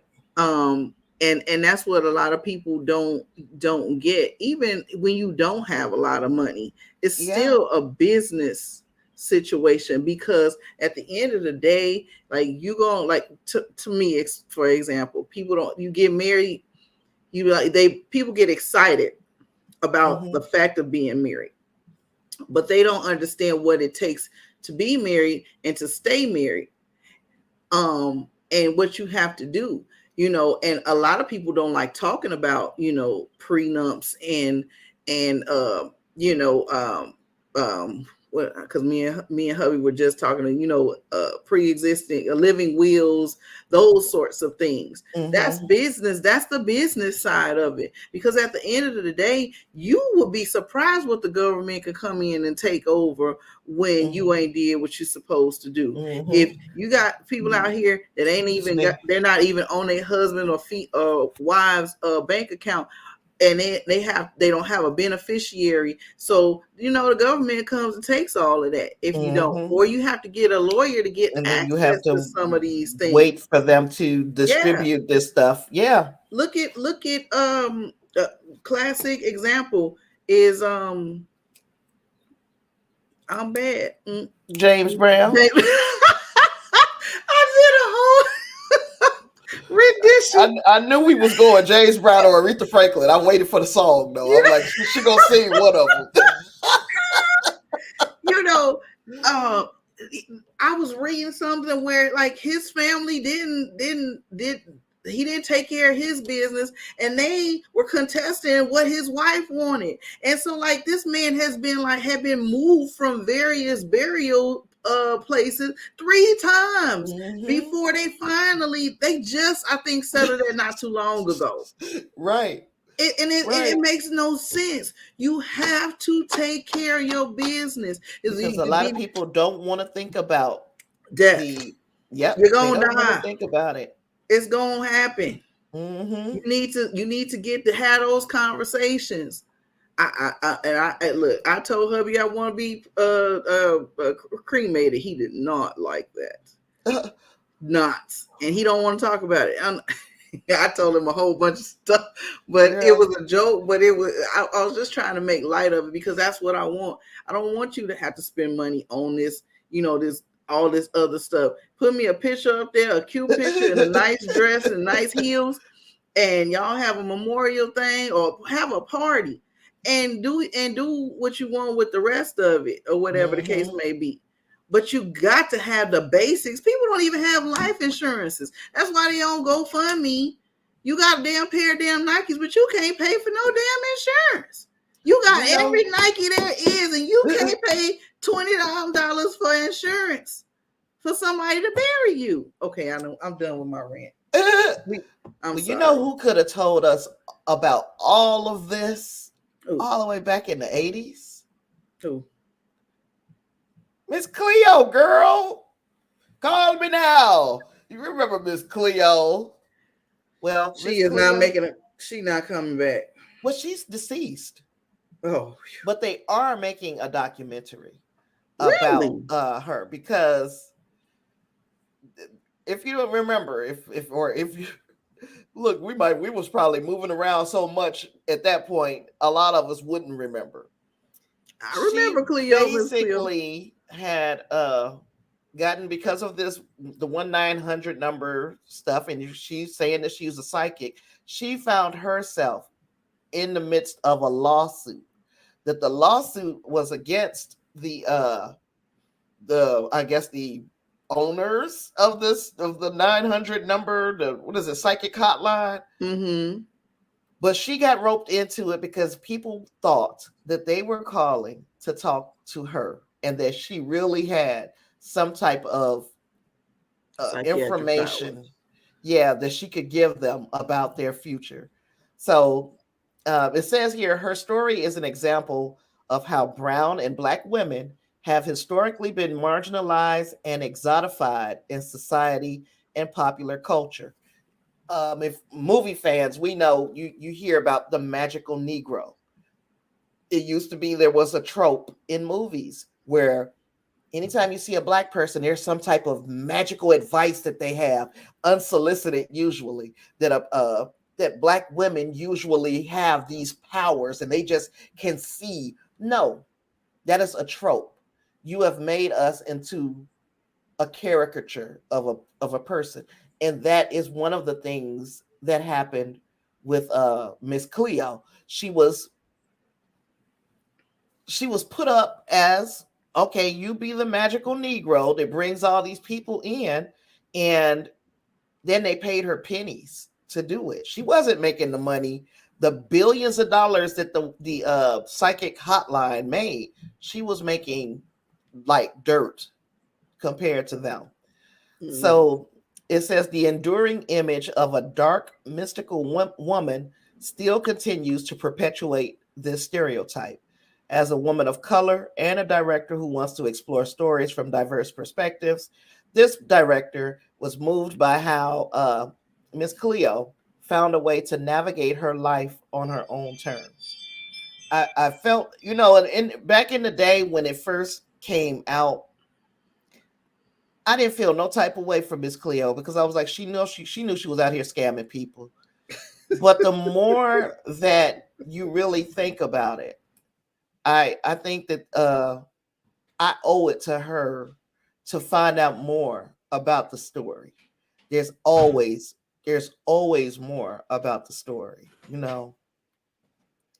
But yeah, the whole call me now, household words in the 90s. Hey, babe. And let me see.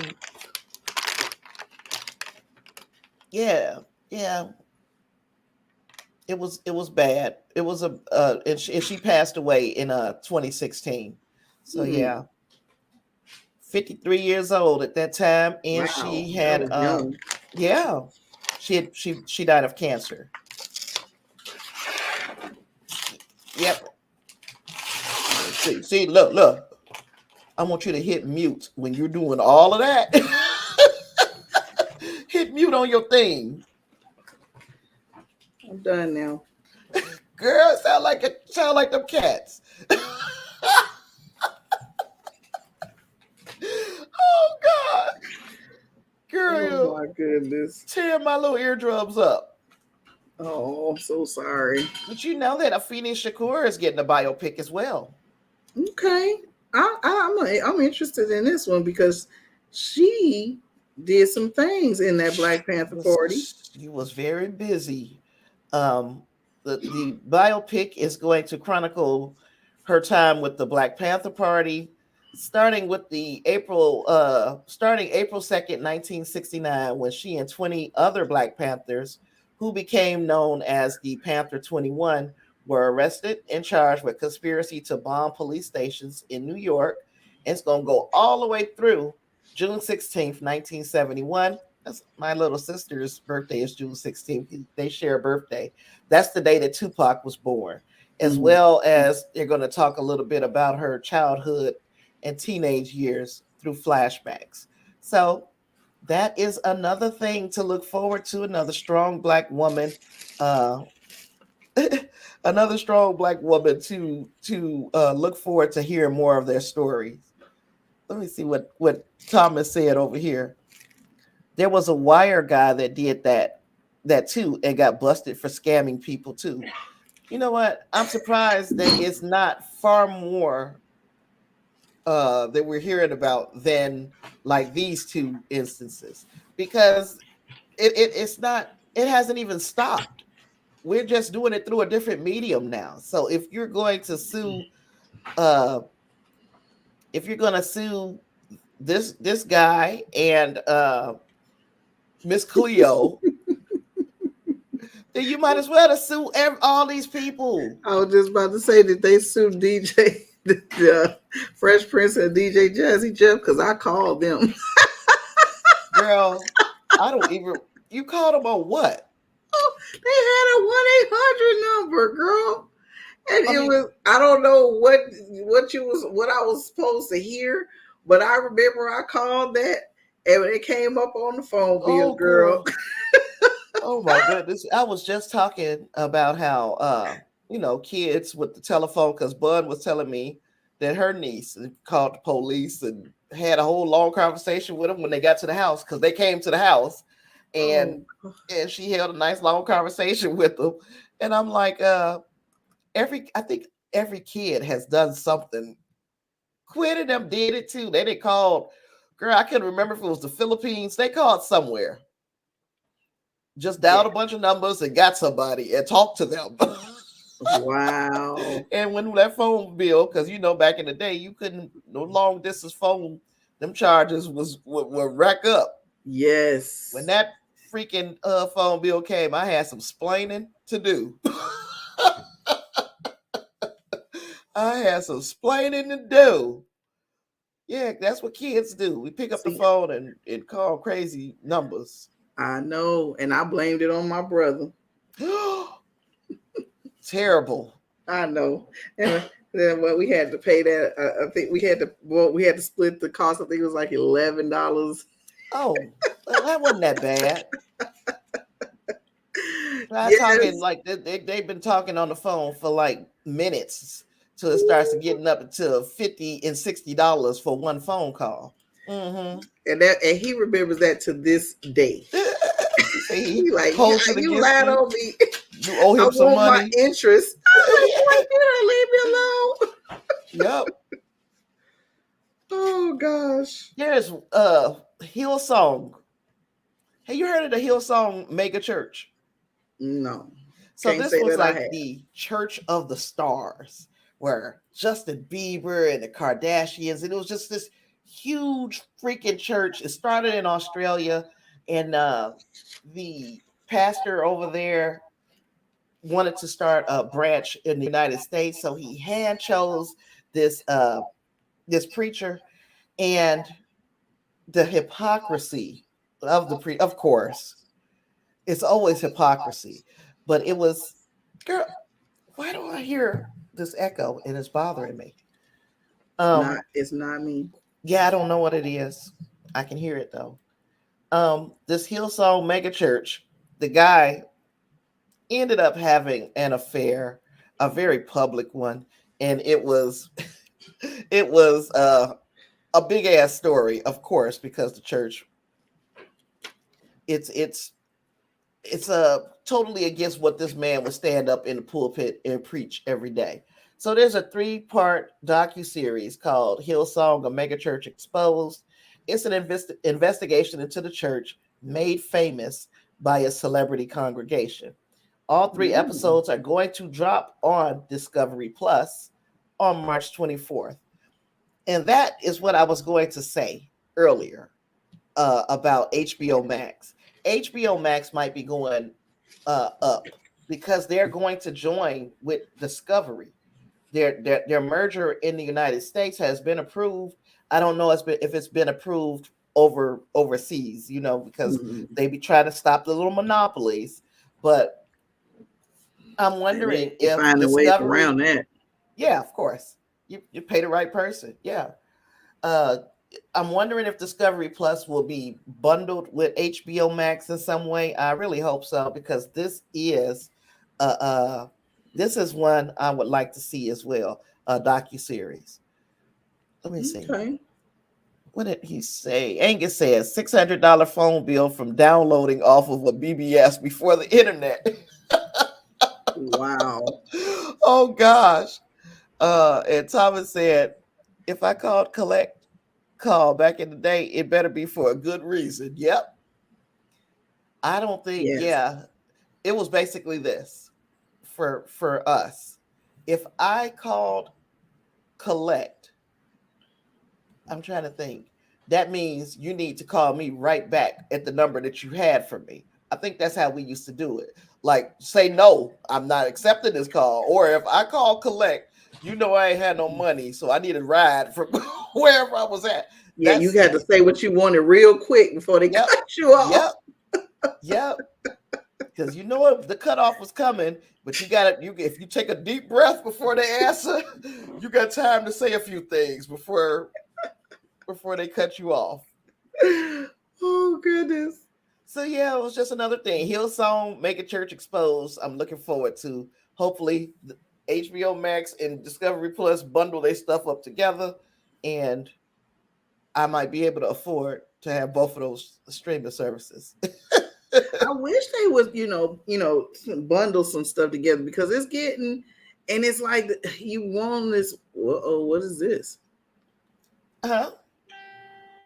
Oh, okay. You threw me off with that. I said some Oh of these I wish shucks. they really would bundle together because it's taxing to Hmm. have all these different, prices going And they know what everywhere. they doing. They know Shoot, what I they had to put this doing. stuff on my phone, my calendar, so I could keep up with it on my phone. Yep. Thomas said, or leave a message when it asks for your name. Yep. Hurry up. You gotta I need you to come get me something. I'm at Angie's house. Something, anything, so that they'll know. Yeah. Okay, so going back to this, because I know you've seen it already now. But Martin, the show, of course, they're going to have their 30th anniversary. They're going to do a little special. And Without the Tommy. remaining living, because we know that Tommy passed away some years ago. Yeah, But sad. Martin Lawrence, Tisha Campbell, Tashina Arnold, and Carl Anthony Payne, what is he, the second? The second. Mm-hmm. They're gonna come together and they're gonna talk about and celebrate the show and what it meant while they were doing it. 30 years ago, girl. Ooh, Gosh. Isn't shoot, that we was knowing crazy? each other before they started. Good Lord, Yep. I've been knowing you forever, Yep. Damn near our forever, whole ever. life. But that's crazy that that Tisha is gonna do it now. There had been Mm, that we coming back, no, we not, and we you did this to me, no, you didn't, and it's just she's a little wishy-washy. I wonder yeah, I was what. mad because I'm like, I don't know exactly what was going on, but she was saying that like he did some things, like touchy feel, a little too touchy feely. Yeah. Um, Hmm. I don't know what it did. Was it something else other than that? I think it was pretty much the sexual kind of Mm, harassment that she was saying. okay. Well, maybe they just got together and had a conversation, and maybe it's water under the bridge. We'll see, because Yeah. ain't nothing like a anniversary bringing folks together and bringing stuff It's out all at the same time. another reunion. Well, remember when they were talking about rebooting this show? Mm-hmm. And They were supposed to do that on. Was it supposed to be on HBO or? I cannot remember who was supposed to be, in charge of it, or who was supposed to be producing it. Mm-hmm. But then you just stopped hearing about them bringing it back, and I was wondering, like, was that because um, of Tisha? It was just, yeah. I would like to see them get together and talk about things the way they were, and hopefully that it'll come across like that to us if we choose to watch it, because Mm-hmm. this is like iconic sitcom, one of the best sitcoms ever, if you'd have asked me. One of the best sitcoms ever. And this was, of course, when I was younger too, where I Yeah. liked sillier stuff a little bit more when I was younger, and this was just silly. It was so much, it was optimal silliness in this show. And I enjoyed it back in the day. I really did. I just Googled a little bit of it, and it was just basically saying which because I just put what happened to the Martin reboot, and it just Mhm. said that the show would never be able to reboot without the original cast. But that's who I thought was supposed to be in it. I don't know. Maybe Yeah. it's Oh, because sorry. of the death of Tommy. I don't know his name. I just know his character's name. Yeah. So maybe it Yeah, had I to do thought he something was. with that and Tisha. What women now? Because I'm trying to think, what year did he pass? Thomas Michael Oh, Ford. He died in oh, there is a 20. reboot update that happened on YouTube April 26, 2021. So Where he Miss died in 2016, and I'm pretty sure they was talking about this shit over the last few years. mm-hmm. I'm gonna Yeah, watch that though. it's I'm gonna just a check. matter of, yeah. I'm wondering why they went quiet on that rumor there that they were giving that reboot. Okay, here we is. Ooh, I love that dress.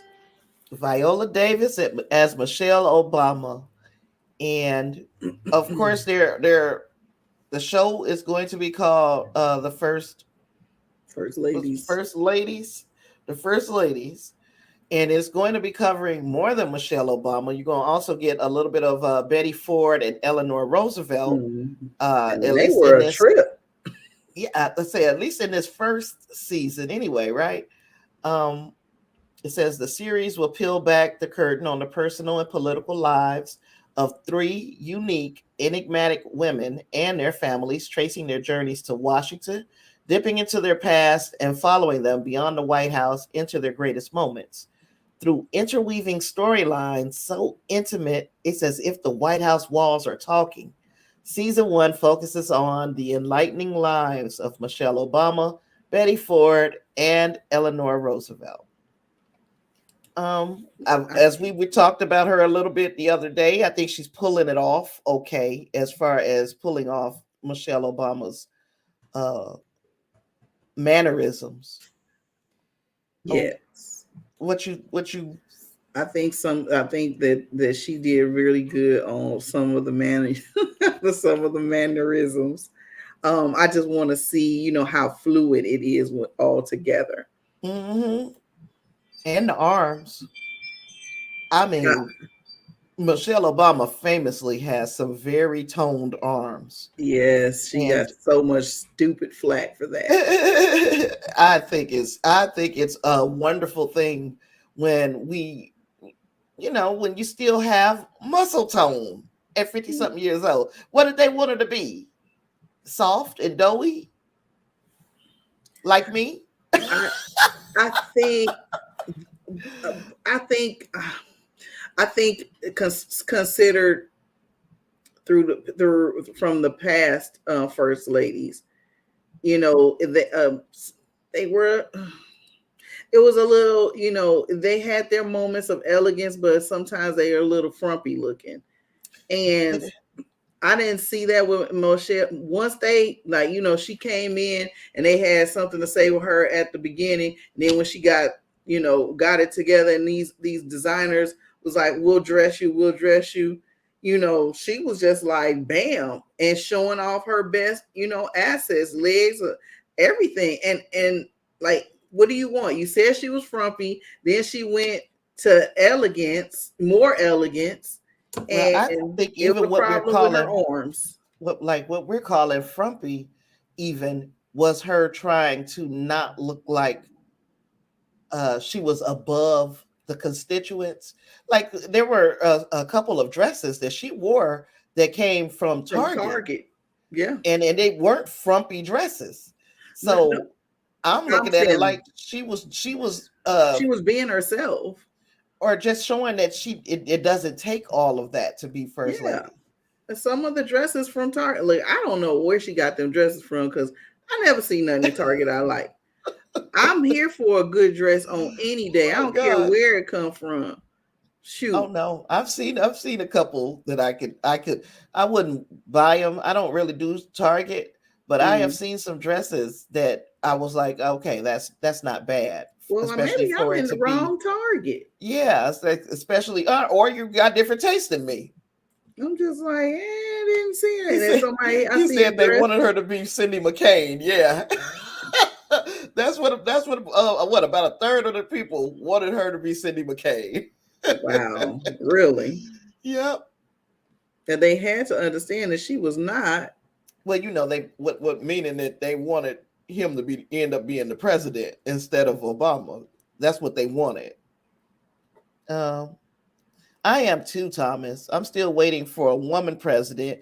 Then you have the first man decorating the White House, and we know how that's gonna turn out. Oh Okay. gosh, we know how that's gonna turn out, and you had to laugh at your own joke. Mm, mm, I mm. am waiting, and yeah, it didn't even occur to me that that might be an issue uh, if and when we do get a female president.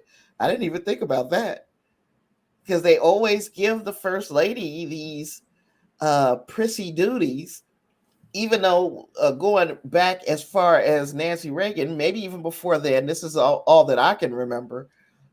They were very instrumental in making decisions alongside their husband, and then the next thing you want to see them do is picking out the dishes for the Thanksgiving meal. Christmas trees. Yeah, I think we have more. There is far more ability in a woman than just decorating, But especially things when are you think supposed about to that freaking evolve. train wreck that. She might could be the president and pick out the dishes. What? She Yeah. just tell the people what you want to decorate, what you want the decorations to look like. Y'all go do that, and I'm gonna be the president. I myself, I would hate to see the president wasting their time picking out dishes and and the such. Doesn't mean that it's not an important duty. Yeah, if it's gonna be done, the first husband needs to do that. I If you don't get a know. It woman. might be some paper plates. Shine that, no, shine that paper. What was uh-uh. it? Uh-uh. Oh goodness. Now this is the one that you shared with me, D, before I move into What about hustle? yeah, this hustle Yes. with Adam Sandler, Yes. So produced it's by going, huh? I say it's produced by LeBron. Yes, Okay. for Netflix. So the basketball player LeBron, I'm like, okay, tomato, tomato, the argument of the gold and all that. I didn't even care about that. But as far as his entrepreneurship, I'm here for it because he has been getting behind a lot of different things, and he's making his mark, as producing and having some meaningful ties to the community, all these different things. And I would probably watch this and see like what his production skills are going to be like with this movie. It's going to be called Hustle, and they released a teaser, and it's premiering this year, June the 10th.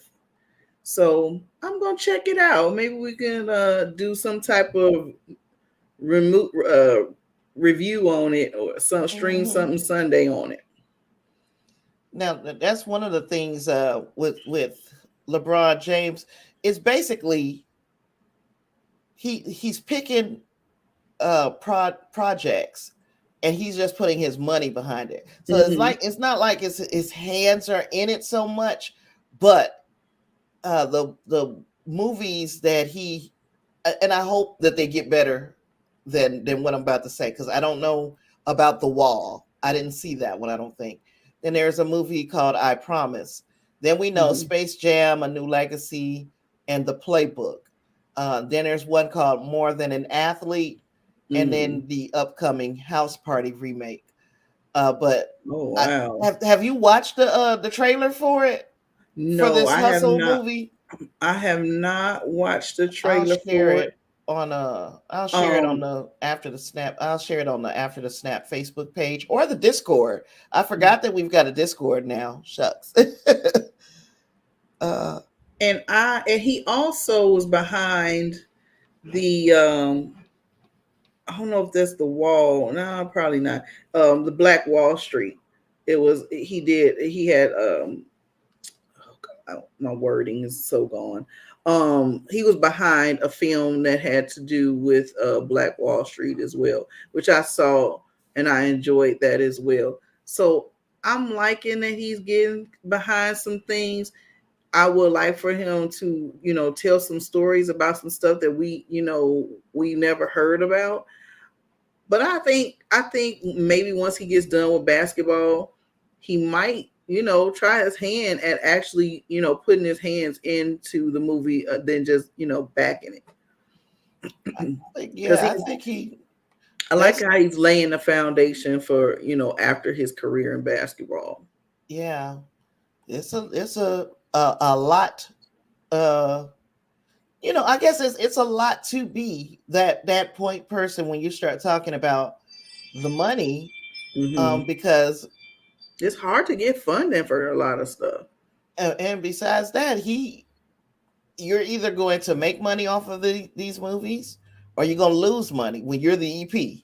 So when Hmm. you're one of, or he's with a group of executive producers on this one, but when you're the person who is taking your money out of your pocket, you are hoping that the gamble pays off in spades. You don't want to just keep losing money on projects. So yeah, it takes a good eye to spot a good project to get behind. So yeah, I'm hoping that works out. Oops, I'm still on Viola. Um, but yeah, I'm wondering if that. I mean, I'm hoping that works out and that we see more from his production company. Hmm. Most definitely. Yeah, I heard about that. What is it? The photographer who was taking pictures on the at the Super Bowl parade on the float or on the stage, and she fell off and Hmm. broke her back and some of her camera equipment as well. And if that's the way that you eat, that's a big Wow. deal too. But yeah, she broke her back. Now, it's come out over the last few days here that Matthew Stafford and the LA Rams will be paying her medical bills. But then I watched a video and I'm wondering, like, is it all about the optics? Because it looked bad. One thing you know for certain is that if you are the winning quarterback on a Super Bowl champion team, Hmm. everybody's eyes are going to be on you, Hmm. especially like right now. Everybody's eyes is on Matthew Stafford, especially in the celebration. And he and his wife were standing and facing this photographer. And when she fell, they just turned around and walked away. That was caught, of course, on camera. And, of course, Hmm. this photographer doesn't have no clue. She's basically hoping that she don't get trampled. I can imagine that that's probably what she's thinking. But the world sees this. Now, in fairness, Matthew Stafford's wife stops and then turns back and went and looked over the side of the stage. But he never did. And Mm. I'm wondering if, This is not all saying on that they wouldn't have done it anyway, but because of how bad that looked, was that why they came about and said, you know what, we need to at least make this look a little bit, clean the look of it up a little bit. Do you yeah. think that this was about optics, or is it about um, just being philanthropic, or a little of both? I What you did think? not see the video.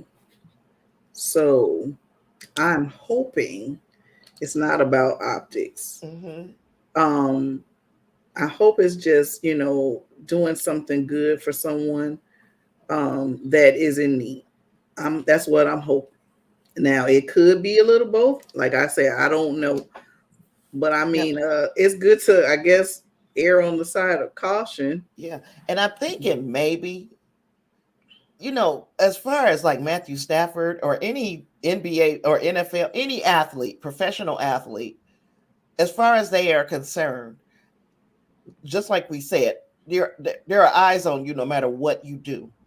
So if he would have went down there and tried to help her up and hurt the back even more, or if he would have uh, went down there and tried to pick her up and then got accused of groping her, or anything can Or happen. injured her So further. Yeah. yeah, so I can see maybe him saying, I'll send my wife to check on her. Mm-hmm. And that would sound better than it's just for optics. But of course, that's always just going to be on people's mind. It's like, did you just do this because you got caught doing nothing when you saw her fall? That was it They, started off me being like, oh, this is a great story. And then you look further into it and like, oh. yeah. He wasn't like LeBron. I think LeBron knocked the lady down courtside. She was working for the stadium, and all her drinks and stuff went all over the place. And Oh, he helped her up, and she kind of like laughing, but she's embarrassed. And then I think he paid for like all the drinks and everything. oh, good. So Yeah. Oh my goodness. To get hit by that runaway train, though, I wouldn't want that. That's a big old boy. oh yes, to A be big getting solid, bopped like that, yeah. I'm like, woo. Angus was saying, and I missed this a little bit ago, that he said I was all for the last president of the United States selecting all manner of trivial things. The more, the better. I don't know. I didn't even trust him with the trivial things, but I don't trust too many of them. I don't trust too many of them, politicians. So yeah, Yeah. our next one is this fool here. And look, I don't know if this story has any truth. They were saying that it's possible that Tristan Thompson will potentially be going to the Chicago Bulls. Tasha, oh goodness, you're so wrong for this. I mean, but he just switching area codes. He was in Indiana.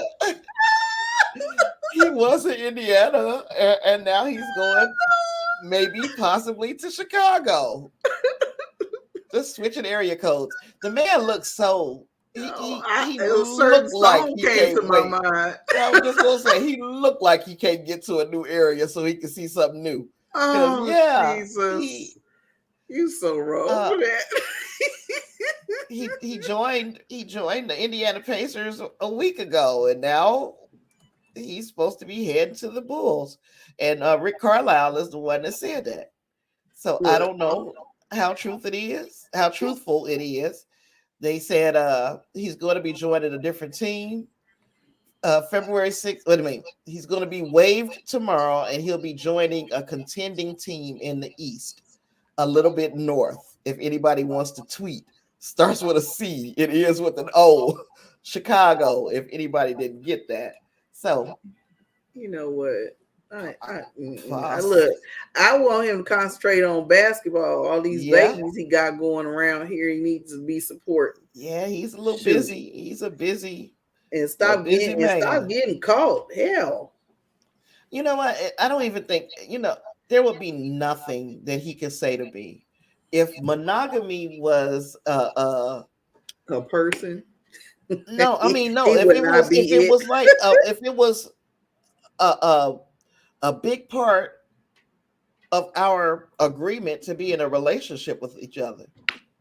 He's already done it. He's already shown you that he is incapable of being monogamous. Well, they say when somebody show you who they are, believe it. Yeah, so believe him. If you're looking for monogamy, this is not your man. But it seems like, You're you know, looking he's for a down to have a party. fun time with you. You Party.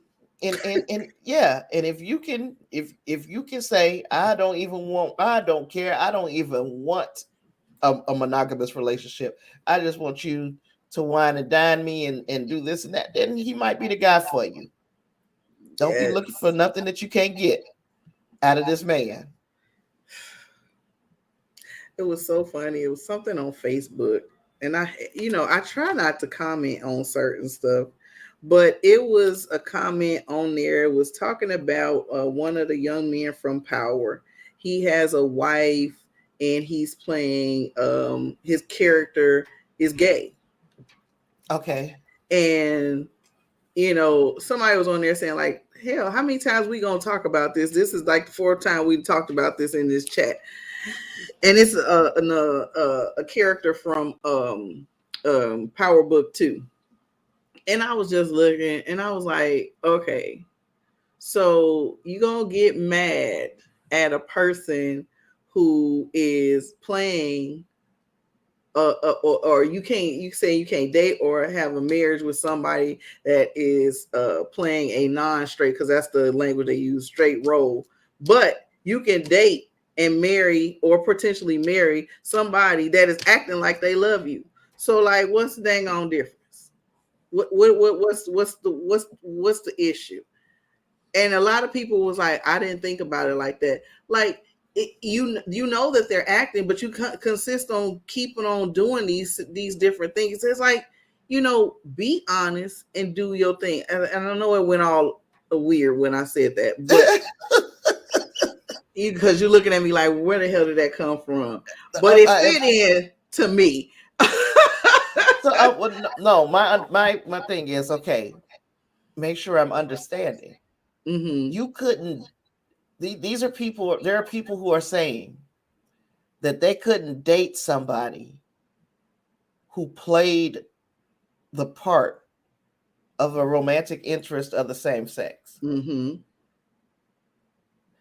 They do realize that it's all lying. We that's what they are. They're paid to lie, and the better the lie they sell to us, the better they're doing Well, their we gonna job. watch it. Yeah. So this is what their job is. Their job is to tell us lies, and if we believe it, that means they're And they doing their did their job job. well. Why would you hold them doing their job against them? And I'm like, that woman, his wife, whoever she is, didn't care. And then the bad part about it, she's an actress too, and she played a scene with the a same sex character. So I'm like, it looks like they have a perfect understanding of what's reality and what's not. And if they don't, that's between them two. But at least they know. I mean, we're watching Euphoria. We seeing Zendaya and the character Jules. We're seeing that's acting. I think people don't understand what acting is. These people they're paid to tell you lies, baby. That's what they do. And the lies, and you're helping them by watching it. yeah. you're helping make their paycheck because you're watching it. How could you? But I don't understand how you could correlate. Because Oh, I if you think that played this character in a TV show, I couldn't date you.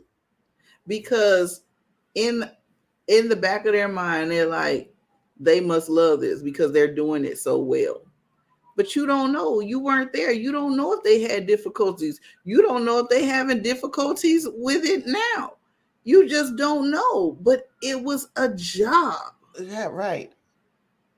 Let's say, fortunately, none of those people in that chat probably have any chance of being with anybody that they see on TV unless they are in handcuffs and going to on their way to or from court. Those are probably the only people on TV that they will have a shot with.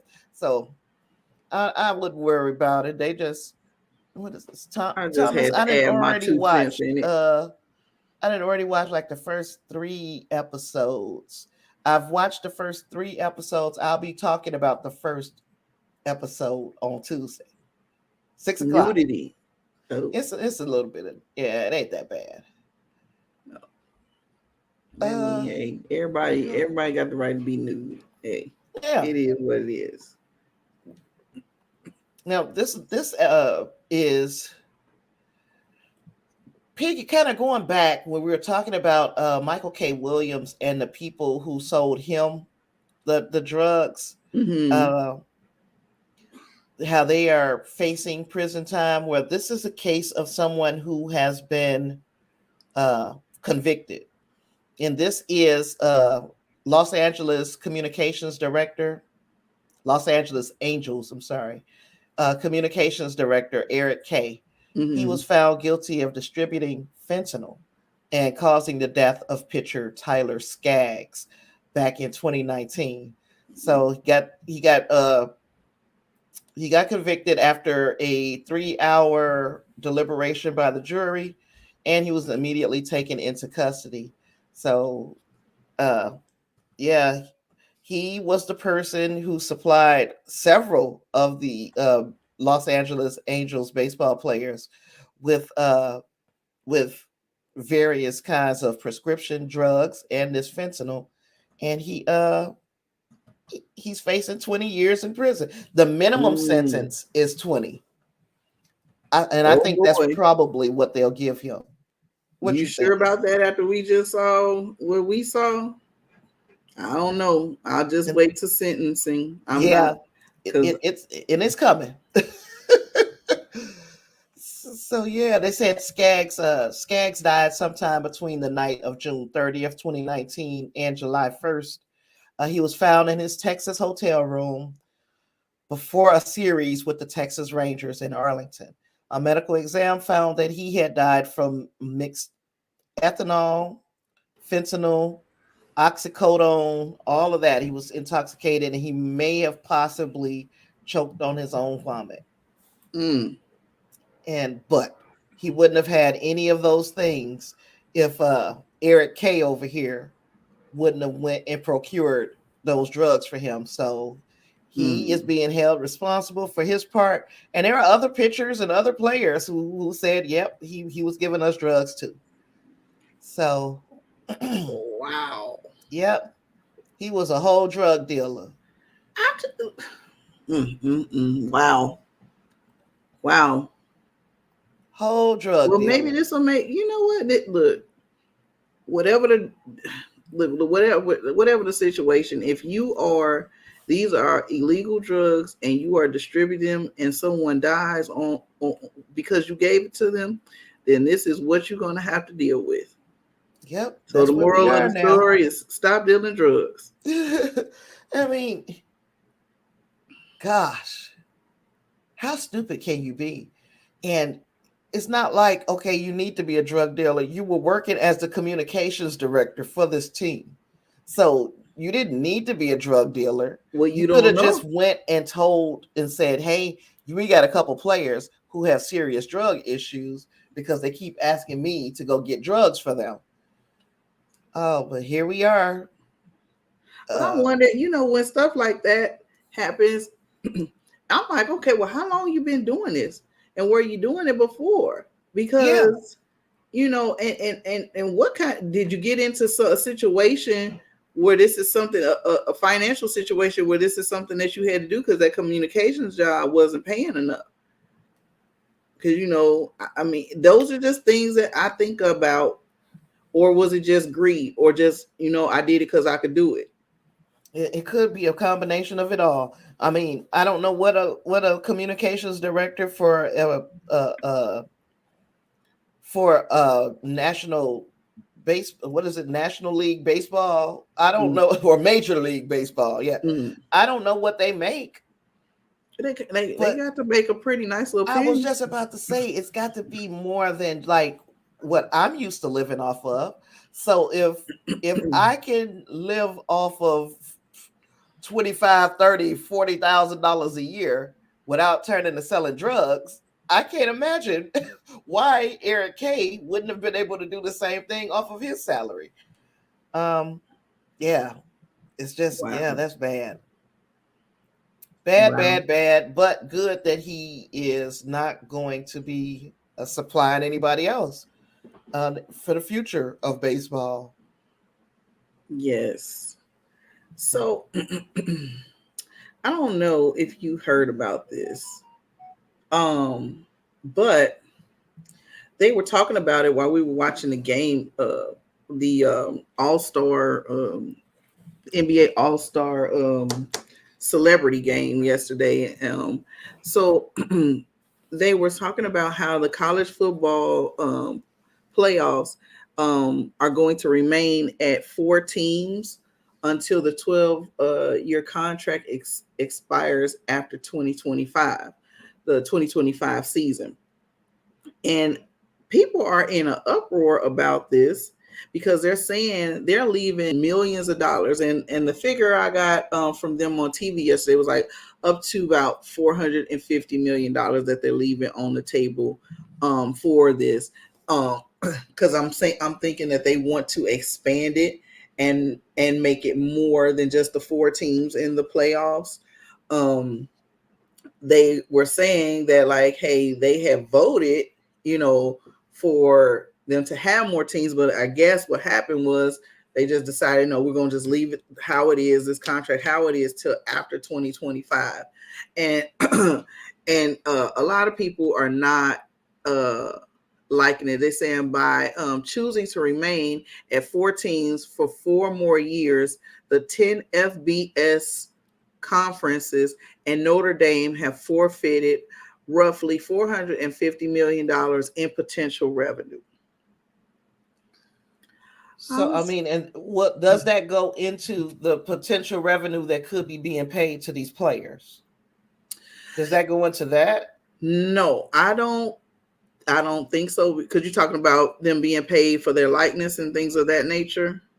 Right. Or I mean, are we saying that we need to make this $450 million and have more teams involved in the playoffs? Yes. Are we gonna need, are we making this in an effort to give more to the players?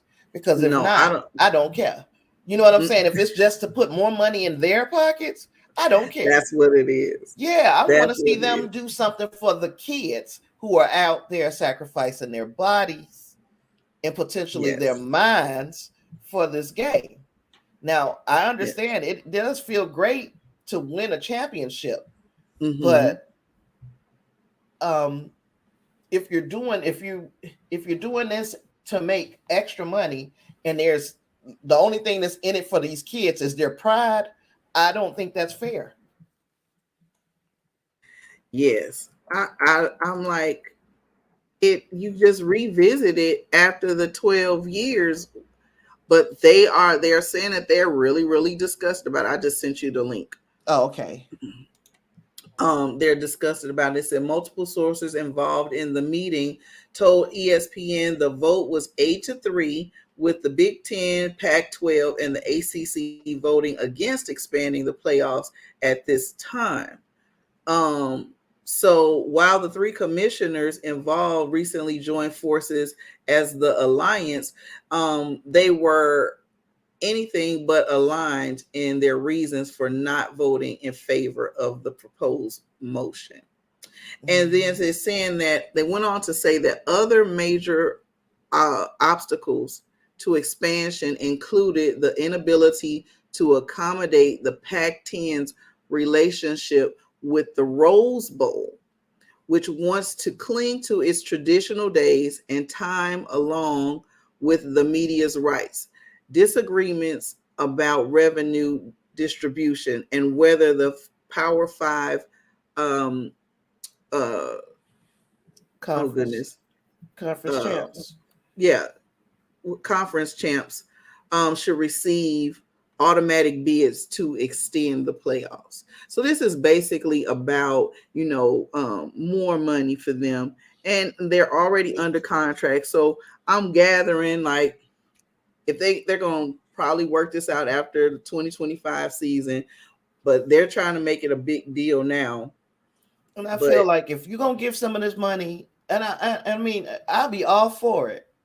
do everything that you can to get more kids or more of these young men to have a spotlight, have an opportunity to play Mm-hmm. in this this big game environment.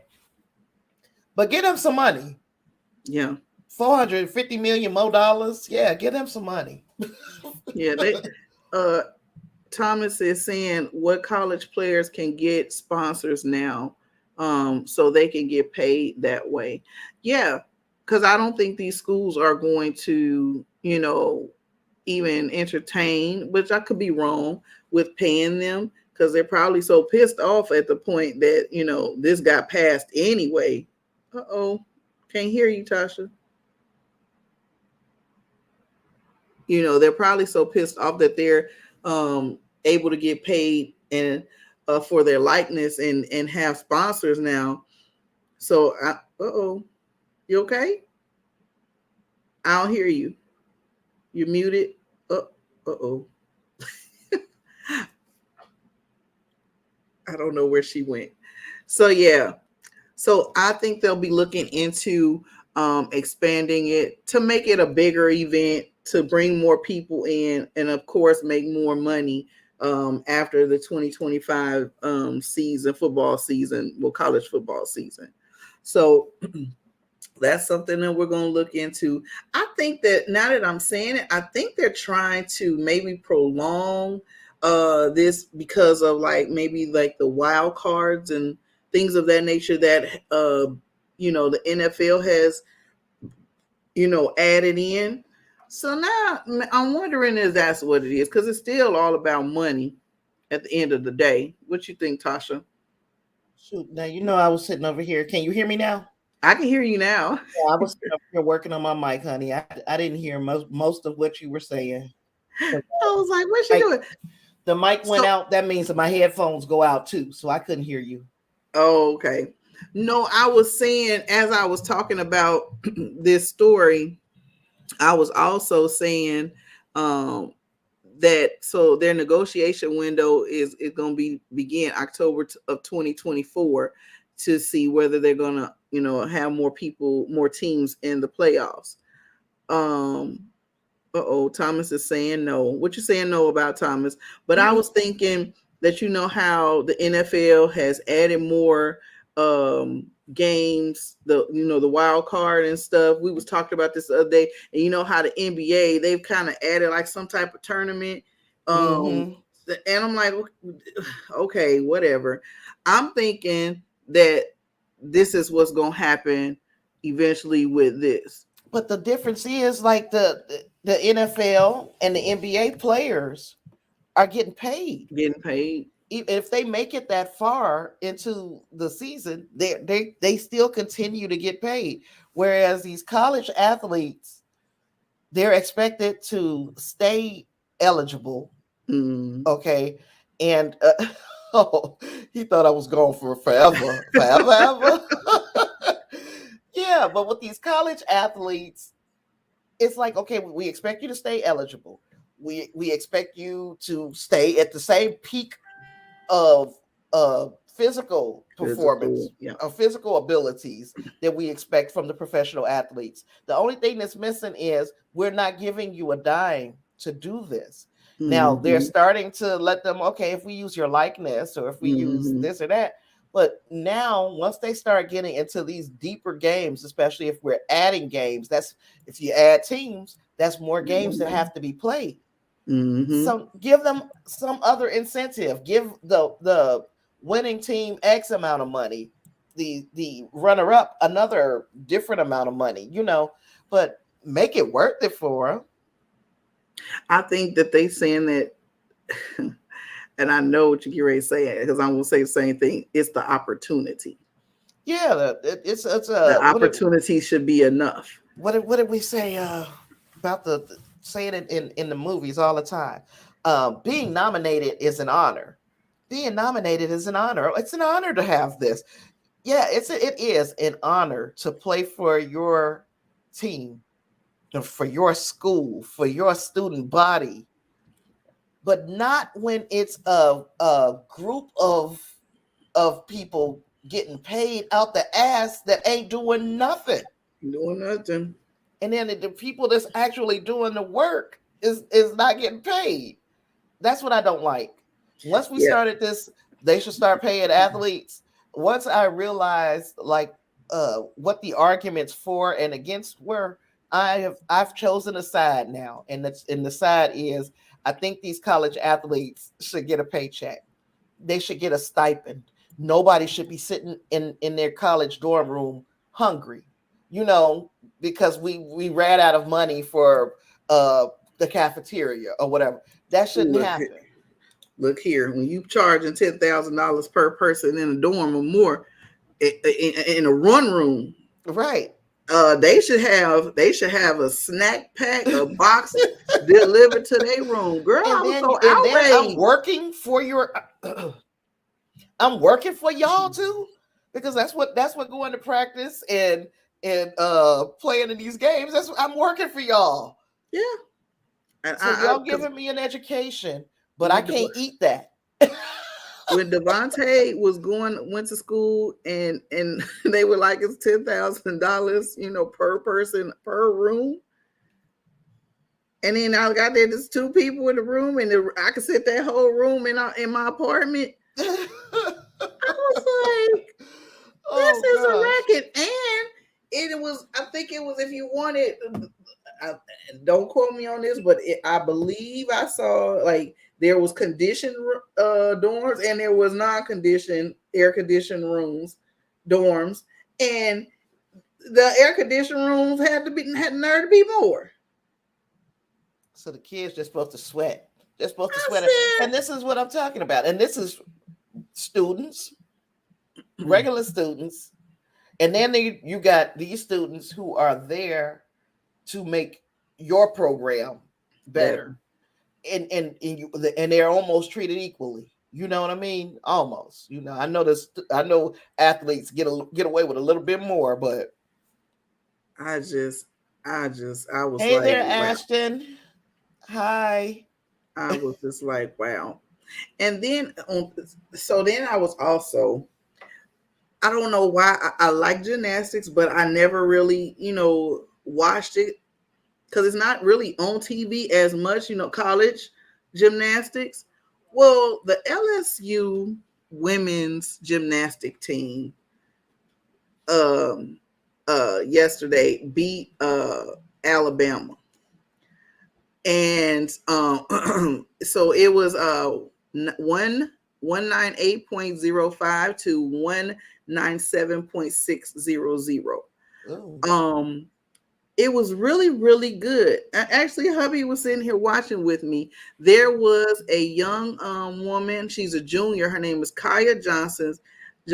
She had a perfect 10 on the beam, which contributed to the high scores that the LSU team received. And I just wanted to give a shout out to them. It was really, really exciting to see, them in their element. Now, is the LSU, is that where the girl that was in the Olympics, does she go to that school? And I can't remember her name. Oh, gosh. I saw her.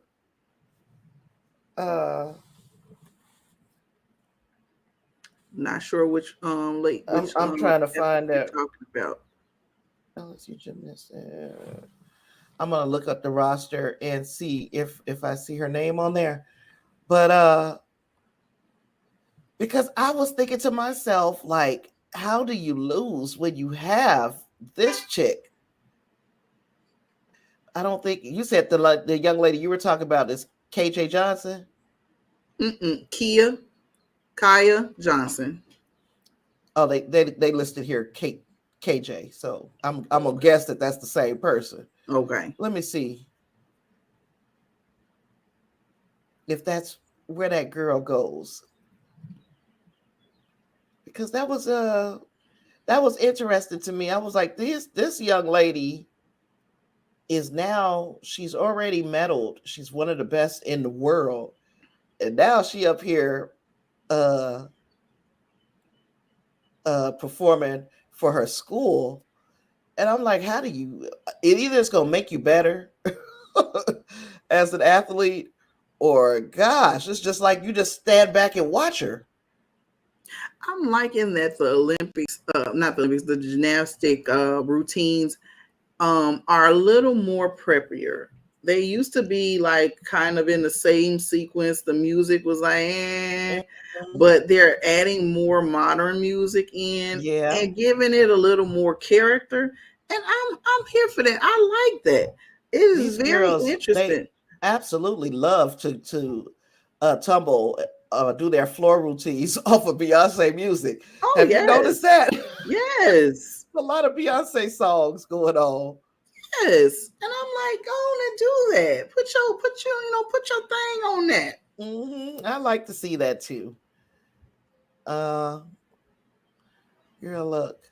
You have somebody named Ashton Grizzle that is saying they're dropping in to say hello and congratulations on your channel.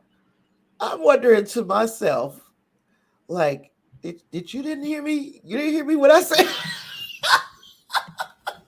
Oh, you Is said my that mic already? is my mic going out? Because I that didn't could hear very that. well be the because it did just I don't know. No, But the you can last thing I heard you say was, yeah, she back time from what Thomas said. oh no, I was like, hey Ashton. Oh, well, I hi don't know. Ashton. I didn't even Yeah, see it. she what else you got for sports? I know you got something else over there. Because you know I'm Oh, starting to smell my turkey leg. I'm while we've been doing the show today, I've got a turkey leg in the oven waiting. I know that thing is I can smell it now. oh, Uh and I got about probably 10 to 15 minutes before it's gonna be nice and juicy and ready. Go in there and make all the rest of my little side dishes and and what side dishes are you but I'm gonna be not gonna make making? anything. But I'm just gonna make some macaroni out the box. Velveeta macaroni, shells of cheese, some green beans. Yep, Mm. yep. I don't mess with the I get that. I don't mess with the out of the box, but to You each said his own. who's on them gummies? Not me right now, but it's coming soon to a What?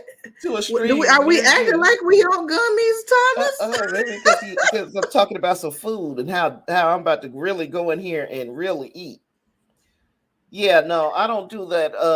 I don't cook big meals like that because there's nobody that's gonna eat it.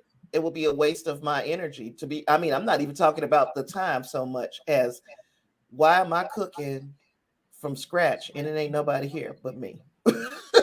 I don't know how to cook one serving of macaroni Me just for either. me. Yeah. But you know what? My mama got some in the Thank you, freezer Thomas. waiting on me. God. Hey, Oh my goodness. Hi.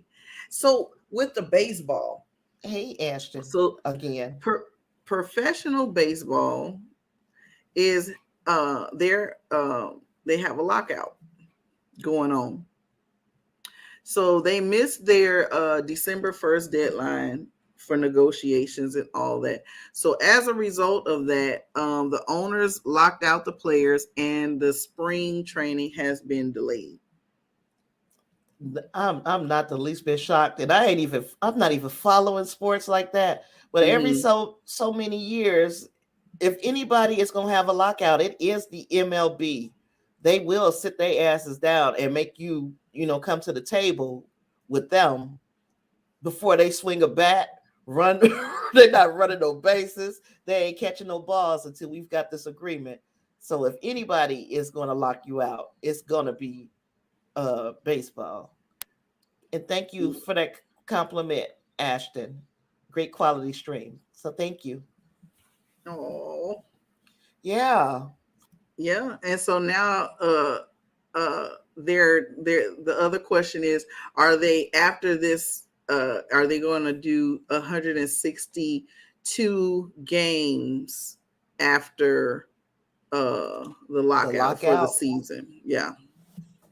So we're That's gonna be something. watching this more. I don't know why this is doing this to me. So I can't read the freaking article. But yeah, we're gonna see what's going on with that. Keeping your ear to the ground with the sports. Mhm.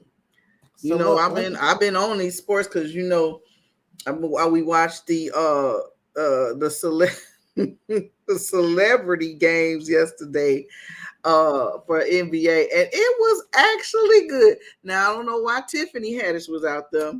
She's hilarious well, though. you know, she is she still training to be FloJo in the movie. I think she is. Girl, she had a knee brace on and everything. So is she trying to just keep herself in shape, or is she really was she That's seriously what I trying to thought. play? That's what I thought. Can she play at all? She didn't do all that great. You know, Oh, she just did a little more shit talking no, but yeah, than but because there was a guy, his name was Miles Garnett. He is a Cleveland Browns defensive end. Let me tell you, this boy got some jumps. Okay, for a big man, he was slamming and jamming, wearing them out. But the one guy who won he's a Peloton guy. who from Palatine? Yes. Oh, his name. Oh, to toss. No, you I'm girl. jacking his name up, and I tried to practice it. But his name is Alex Toussaint. He was the MVP. Toussaint. Yes, Okay. Toussaint. Yes. Yes, he was all over the place. He got a nice 3 on him. I said, all right. We was there for Machine Gun Kelly was in and he had 4 points. That was Oh, it. Yeah. well, good for him. If He they know let how him to get, use the square. huh? Let me tell Oh, you. so he bank everything, huh? I'm banking everything. Oh I my don't blame God. him. But It's there for a it was reason. interesting. It was interesting. The guy Miles, he was like, because Quavo was there. He's a rapper. I don't know no songs, but that's what they told me. Yeah, I And know who he is. it was like Miles was like, yeah, they talking about Quavo like he was gonna do something. I had to get in there and let him know what's what. Because he can ball. That's Quavo what can they were ball. saying. Yeah, he's good. So yes, and then so today I think it's the skills drills for the NBA All-Star weekend, and then there was supposed to be, I think, around 2 o'clock today. I missed that. HBCU. This is the first time they were being a part of actually playing in the festivities for the All-Star game. And I think I saw Howard. I think it was supposed to be Howard playing. I think they're playing against like the NBA players. So are So they I'm gonna having have to get some details on that. are they doing dunk contests and that sort of thing That is though? tomorrow, I believe. Really? The game with the game is tomorrow, but I Yeah, I thought that believe was the always on Saturday. dunk contest 2020. I thought I heard them say That would be that it was different. supposed to be. Oh no, it's today. It's today. My bad. It's today, and the game is tomorrow. Yeah. Yeah. Well, So I we might gonna watch see. those. If they do the 3-point contest, I don't know if they're still doing that. And the dunk contest, I might watch. They could So keep their game because it's always like just freaking ridiculously high scoring, ridiculously very few defensive plays made on the on the All-Star game. this is true. Now they're doing it different though from when I used to watch it, right? They're doing it where they have team captains and you can pick somebody from any side, or is it still East and West? Still East and West. Oh, I thought they could just choose their teams now. Well, wait a minute. Is it still East and West? Because I know. Yeah, I think it is because I think LeBron is with coach. I think LeBron is a coach. And who else is the doggone other coach? Let me Google. So the 3-point contest is today too. Mm-hmm. let me see. Team. Team captains. Yes. And for everybody that's listening while D is looking that up, if you, wherever you are, can you please hit the like button if you are enjoying this stream? It will really help us out. Yes. Did you put the Discord? I don't have the link. Okay. Right here I have the name. Yeah, So I the was name of trying it to. is, let's see. Yeah. Okay.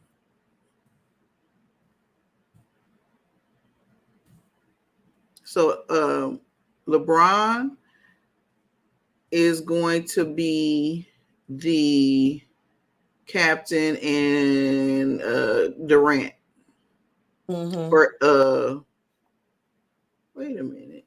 LeBron leading vote receiver and Kevin Durant leading vote receiver in the East are serving as team captains.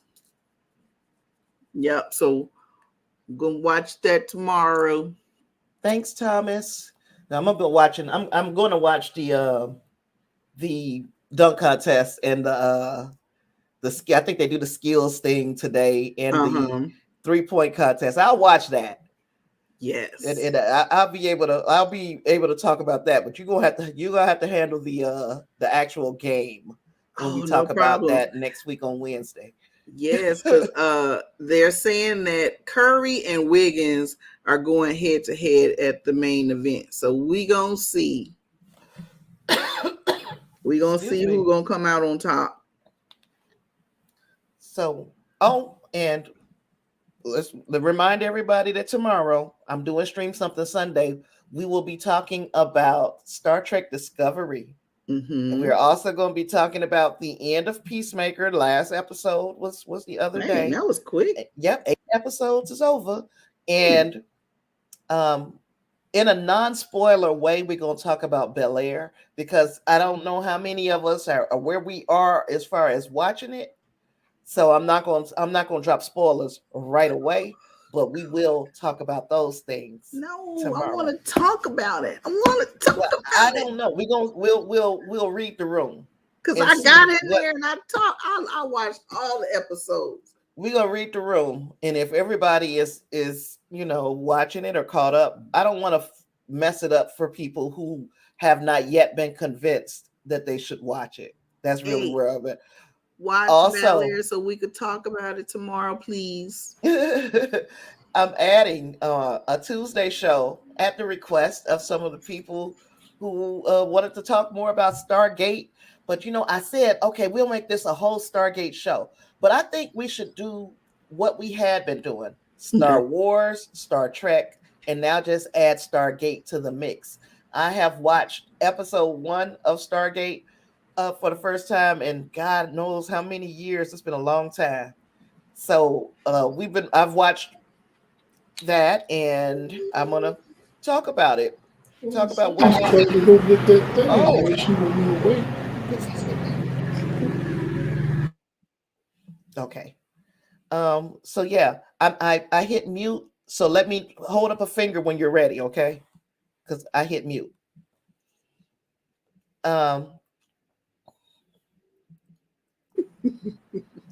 So yeah, so we'll be talking about Stargate, Star Wars, Star Trek. That's gonna be our day. I don't know, some kind of pun for stars. Somebody's good with that. I'm pretty sure. I don't Angus know nothing really about those. I don't know anything about those. Thomas, I know you are looking forward to the Stargate conversation. I know. Look, you need a host that talks about that too, because I am not. So this Stargate, what channel is it on? Stargate is on Netflix. You can catch it on Netflix. And it's one episode so far. No.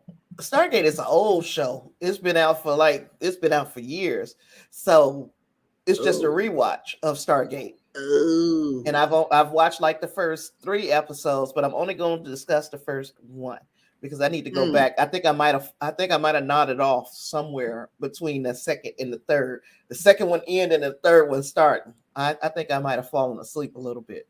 I don't know nothing about any of those things. But I'll be long around time. I'll be around to listen. Yep, 10 episodes. Seasons. It's 10 seasons. 10 seasons. Stargate. So if I was to try to do episode by episode through the whole thing, it would take us years. Wow. So yeah. Oh, and that's just of Stargate SG-1. It's just like it's just like they have all these multiple seasons. So yeah. So we'll be doing that on Tuesday, and then Wednesday we'll do the midweek meltdown where we'll be talking entertainment news, and before we catch you up on the weekends. You guys know how the weekends go. Look at this girl. She over here doing sign language and oh gosh, she doing sign language and moving her mouth. Oh gosh. Oh, so yeah, but because my food is smelling really, really, really good, and I just really want to get to eating. Y'all ever have that feeling? Just like, I could taste this turkey leg. I could taste it. So I'm about to go eat. That's what I'm about to go do. And but before I leave, I'm gonna let Dee say her goodbyes. And hopefully you guys will join me 6 tomorrow Central Time. 6 p.m. Central Time. Yeah. Are you gonna talk about Euphoria tomorrow? I have not been doing a Euphoria recap, especially on Sundays, because we usually been talking about such light series, and then throw that series, it needs its own attention. It needs its own show. But I just don't have the patience, because I don't even be watching it I don't watch it the same day it drops. Sometimes I do, sometimes I don't. Thank you, Thomas. Thank you so much. We really appreciate it. But I just want to I don't know. How do you feel about KRS-One? What you mean? Like, you know, because he's got a new album coming out. It's dropping this month, 2/22/22. 2/22/22. I don't have no feeling. It's like I back in the day when I was still listening, still deeply embedded in the culture. Yeah, I would listen to him, and I wouldn't have a problem with listening to him now. But I don't know if you pay any attention. You don't hear me talk about music too much no more. I know, but I'm just ain't that something crazy? Because how I used to love music like that, and I still love it. But most of the time, I'm listening to something. It's like podcasts.